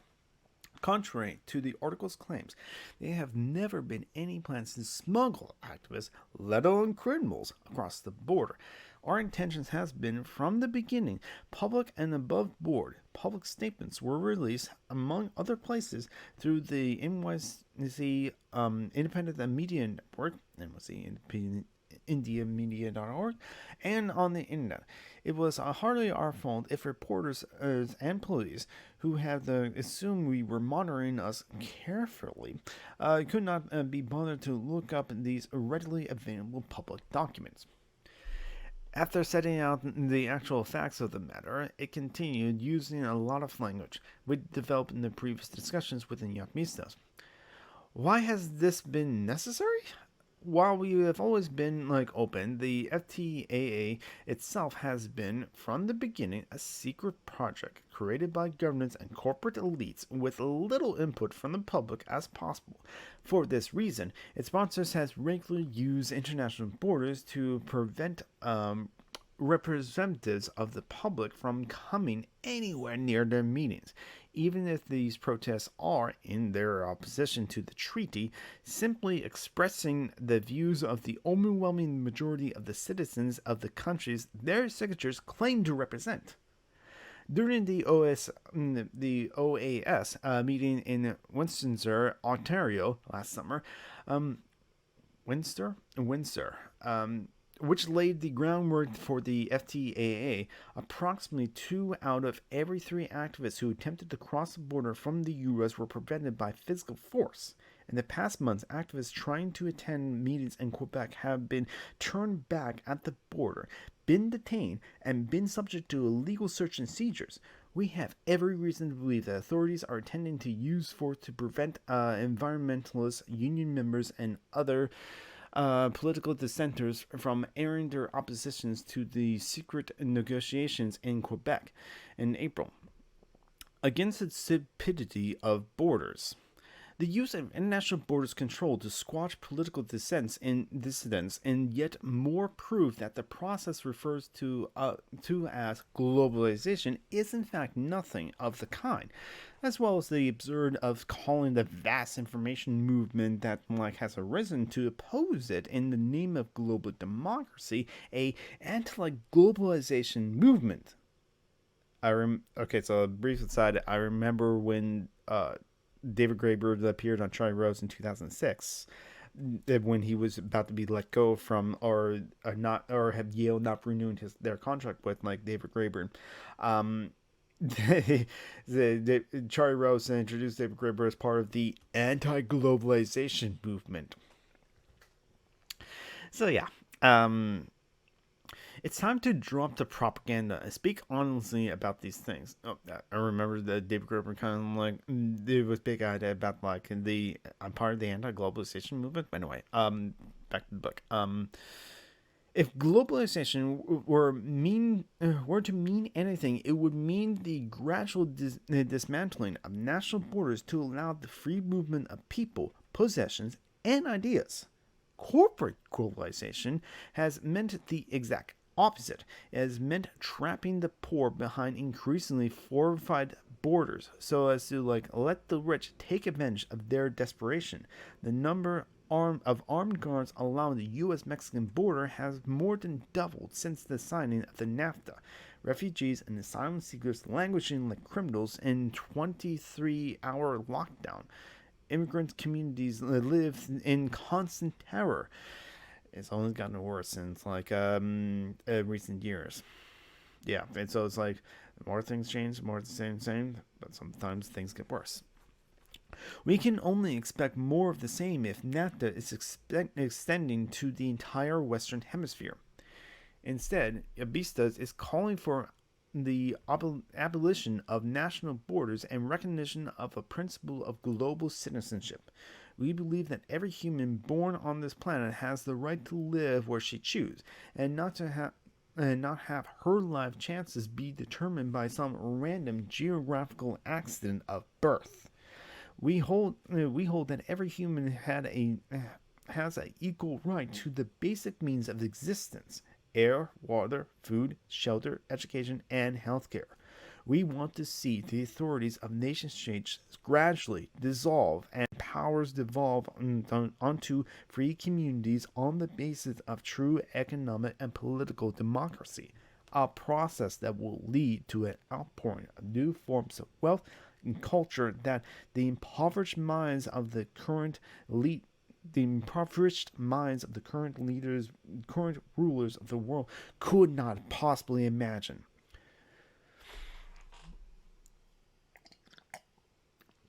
The Direct Action Network offers its own success as a rapidly growing consensual federation and based on the principles of direct democracy and decentralized consensus decision making as living proof that leaders, and this includes elected representatives, are simply unnecessary.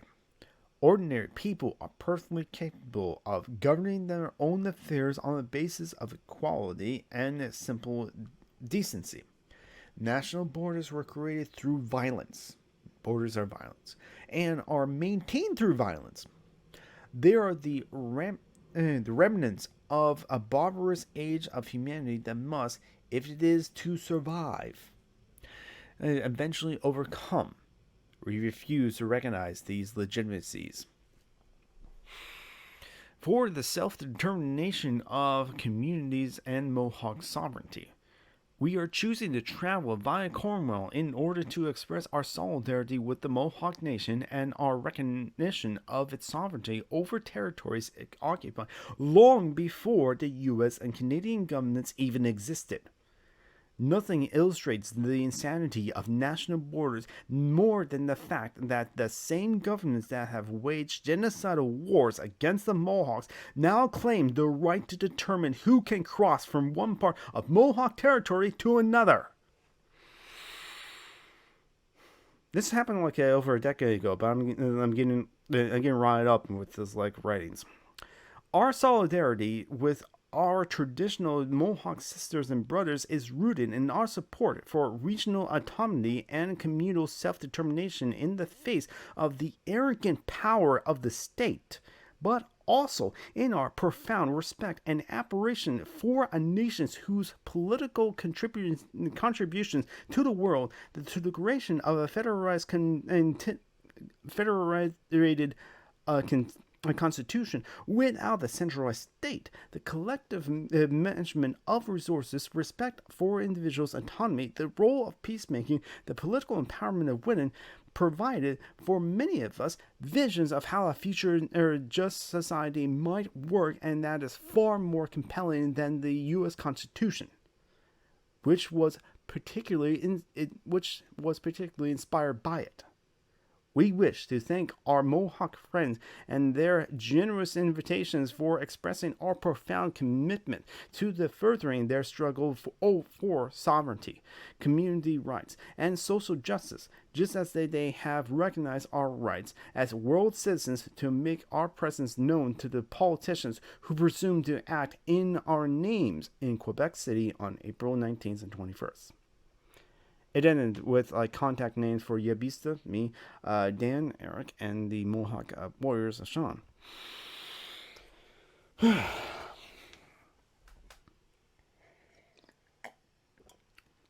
Good stuff there.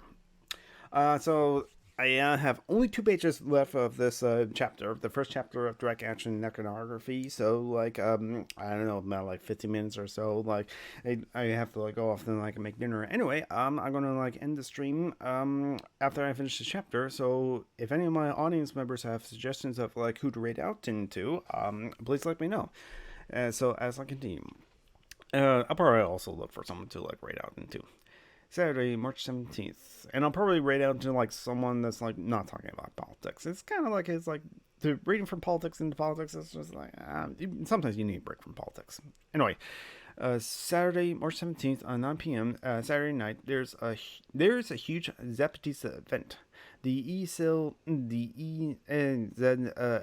had marched into Mexico City to lobby for an indigenous autonomous bill a month before, and the movie was already out. The showing was accompanied by reports back from two dance peoples who'd been in there at the time. Afterwards, parties powwowed outside of one of them, but about the press release. Time is of the essence, certainly, but several ask, shouldn't we have to clear this with the Mohawks before releasing this? Moose says that he'll call Sean, and Sean just said, well, we don't ask you to approve of our press releases. Eric from Dan, the media collectives agreed to send them out by blast fax to every major news outlet in the country the next day, and a copy goes up onto the webpage. It's not clear if anyone has ever read it. Certainly no one ever calls us back. All of these grand statements have simply disappeared into the ether. Just like all the op-eds, the letters we regularly send out to newspapers before mentioning major actions. Then the same media outlets who refuse to run them complain to their readers that it's like impossible to figure out what these anti-globalization types are actually for. Saturday, March 18th, Dan meeting at Shesa. Another long meeting. Prolonged discussions on the current state of negotiations with Xiong and the OCAP. Mac urges Dan to endorse the Como action. Best, he says, to do so as quickly as possible before the next NIGA meeting, and on the 31st, to ensure people go to the direct action rather than leaving with the union buses the next day. So we endorsed it. There was a long discussion about like a fundraising party being planned at a place called the Frying Pan about the Globe and Mail story and others like it, and especially about the immediate event planned for April Fool's Day. Burps. A April 1st working group had already formed and hashed out details. That recent article in the Globe and Mail is actually my brain.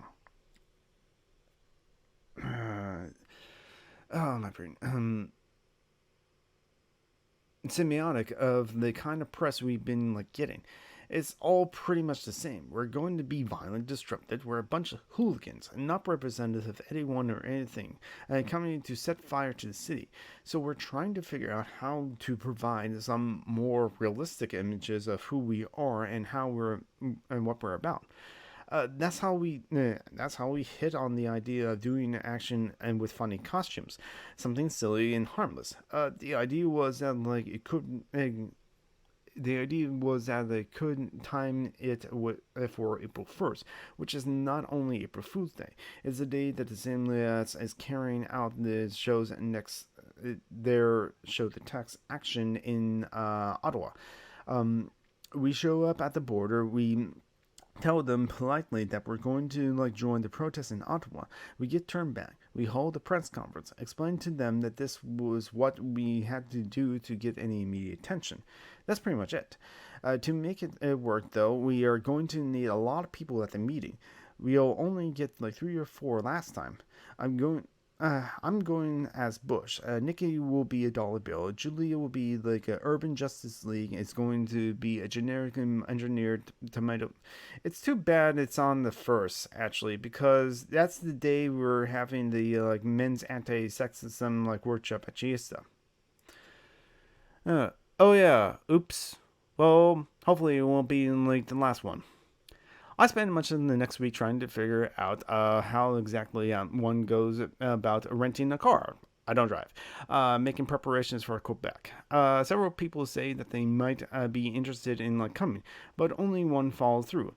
Tuessa from the Free CUNY collective. That makes 4 of us in the car. I skipped the next week's USB meetings and head on to the next weekend. And that is, I believe... Why am I back to the preface? What?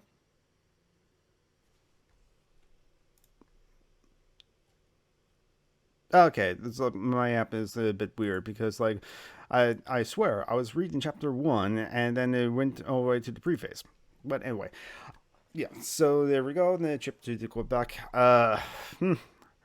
I don't know what's wrong with the Overdrive app, but it works well enough for me to be able to like read everything. So yeah. So now, how many people do I have like in the audience? I haven't been paying attention. I haven't looked in the. So it looks like the status of the stream is all good. So I hope that you enjoy it all. I got 2 viewers. Don't I mean, is there someone to like raid? It'll be like a shadow raid and some. I got 2 viewers. So I don't know. I could just like. I guess I could just end the stream. I don't know. I want to like. I don't know who to raid is.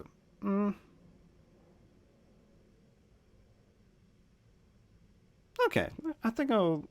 I think I like found a person to raid. I think we're gonna raid Ranger Athenia. So shout out to like Ranger Athenia. We're gonna like raid into like their stream. I want to get pronouns correct. My pronouns are he, they. Well, I have it on screen, of course. Just a second. It's buffering and something else. Might as well give the Ranger Anthony some like viewers. I've been rating. I think I've been part of a group that's rated in her before. I'm going to guess she her. Still won't be sure of it. She's playing like a Rusty Lake Roots, so I think that'll be kind of cool. She, her. Okay, good. I'm not following her, so I'll follow her. Yes. Oh, okay. Going to mute them. Mute that for now. But I'm going to now. Yeah. So thank you for everyone who's like come. Is yeah. Okay. I'm going to shout out. Doing everything on live on there. We're doing live. We're doing that. We're going to shout out Range Antonia. She is currently playing Rusty Lakes Roots, and she seems like a cool person. So like I'm going to hopefully whoever's like here still here watching me. Thank you for like joining me. Give her a follow. And I don't know when I'm going to be doing like next stream. I'm going to try to do a stream more often since I'm now more confident that I can be able to like stream. So follow me on Twitter. That will be the best place for you to like get notifications for when I go live, because I do post like whenever I go live onto like a Twitter, and so that'll be cool. So now I'm gonna like start the raid for Ranger. And as you say into like the thing, shouting geeky raid. It'll be a shadow raid because there's only like 2 of us and something like that. But thank you for everyone that's coming. I appreciate all you enjoying this. Now I will the VOD will be on my YouTube channel, be on my Twitch channel for a bit. But all of my VODs of me reading direct action will be on my YouTube channel where I post it there. So just give me a sub there, and you'll be able to see it. And yes, so take care. Hopefully everyone has a good evening. So now we're going to start the raid. Say Geeky Shadow raid from Summer and Geek. Thank you for all coming. So start the raid.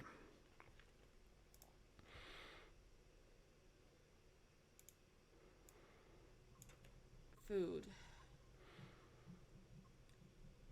Fish looking thing. Wooden stick.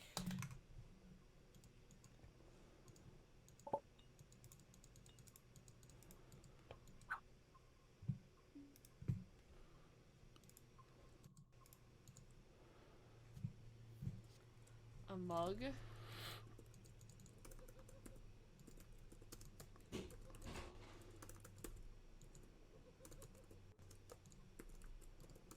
What the fuck just fell?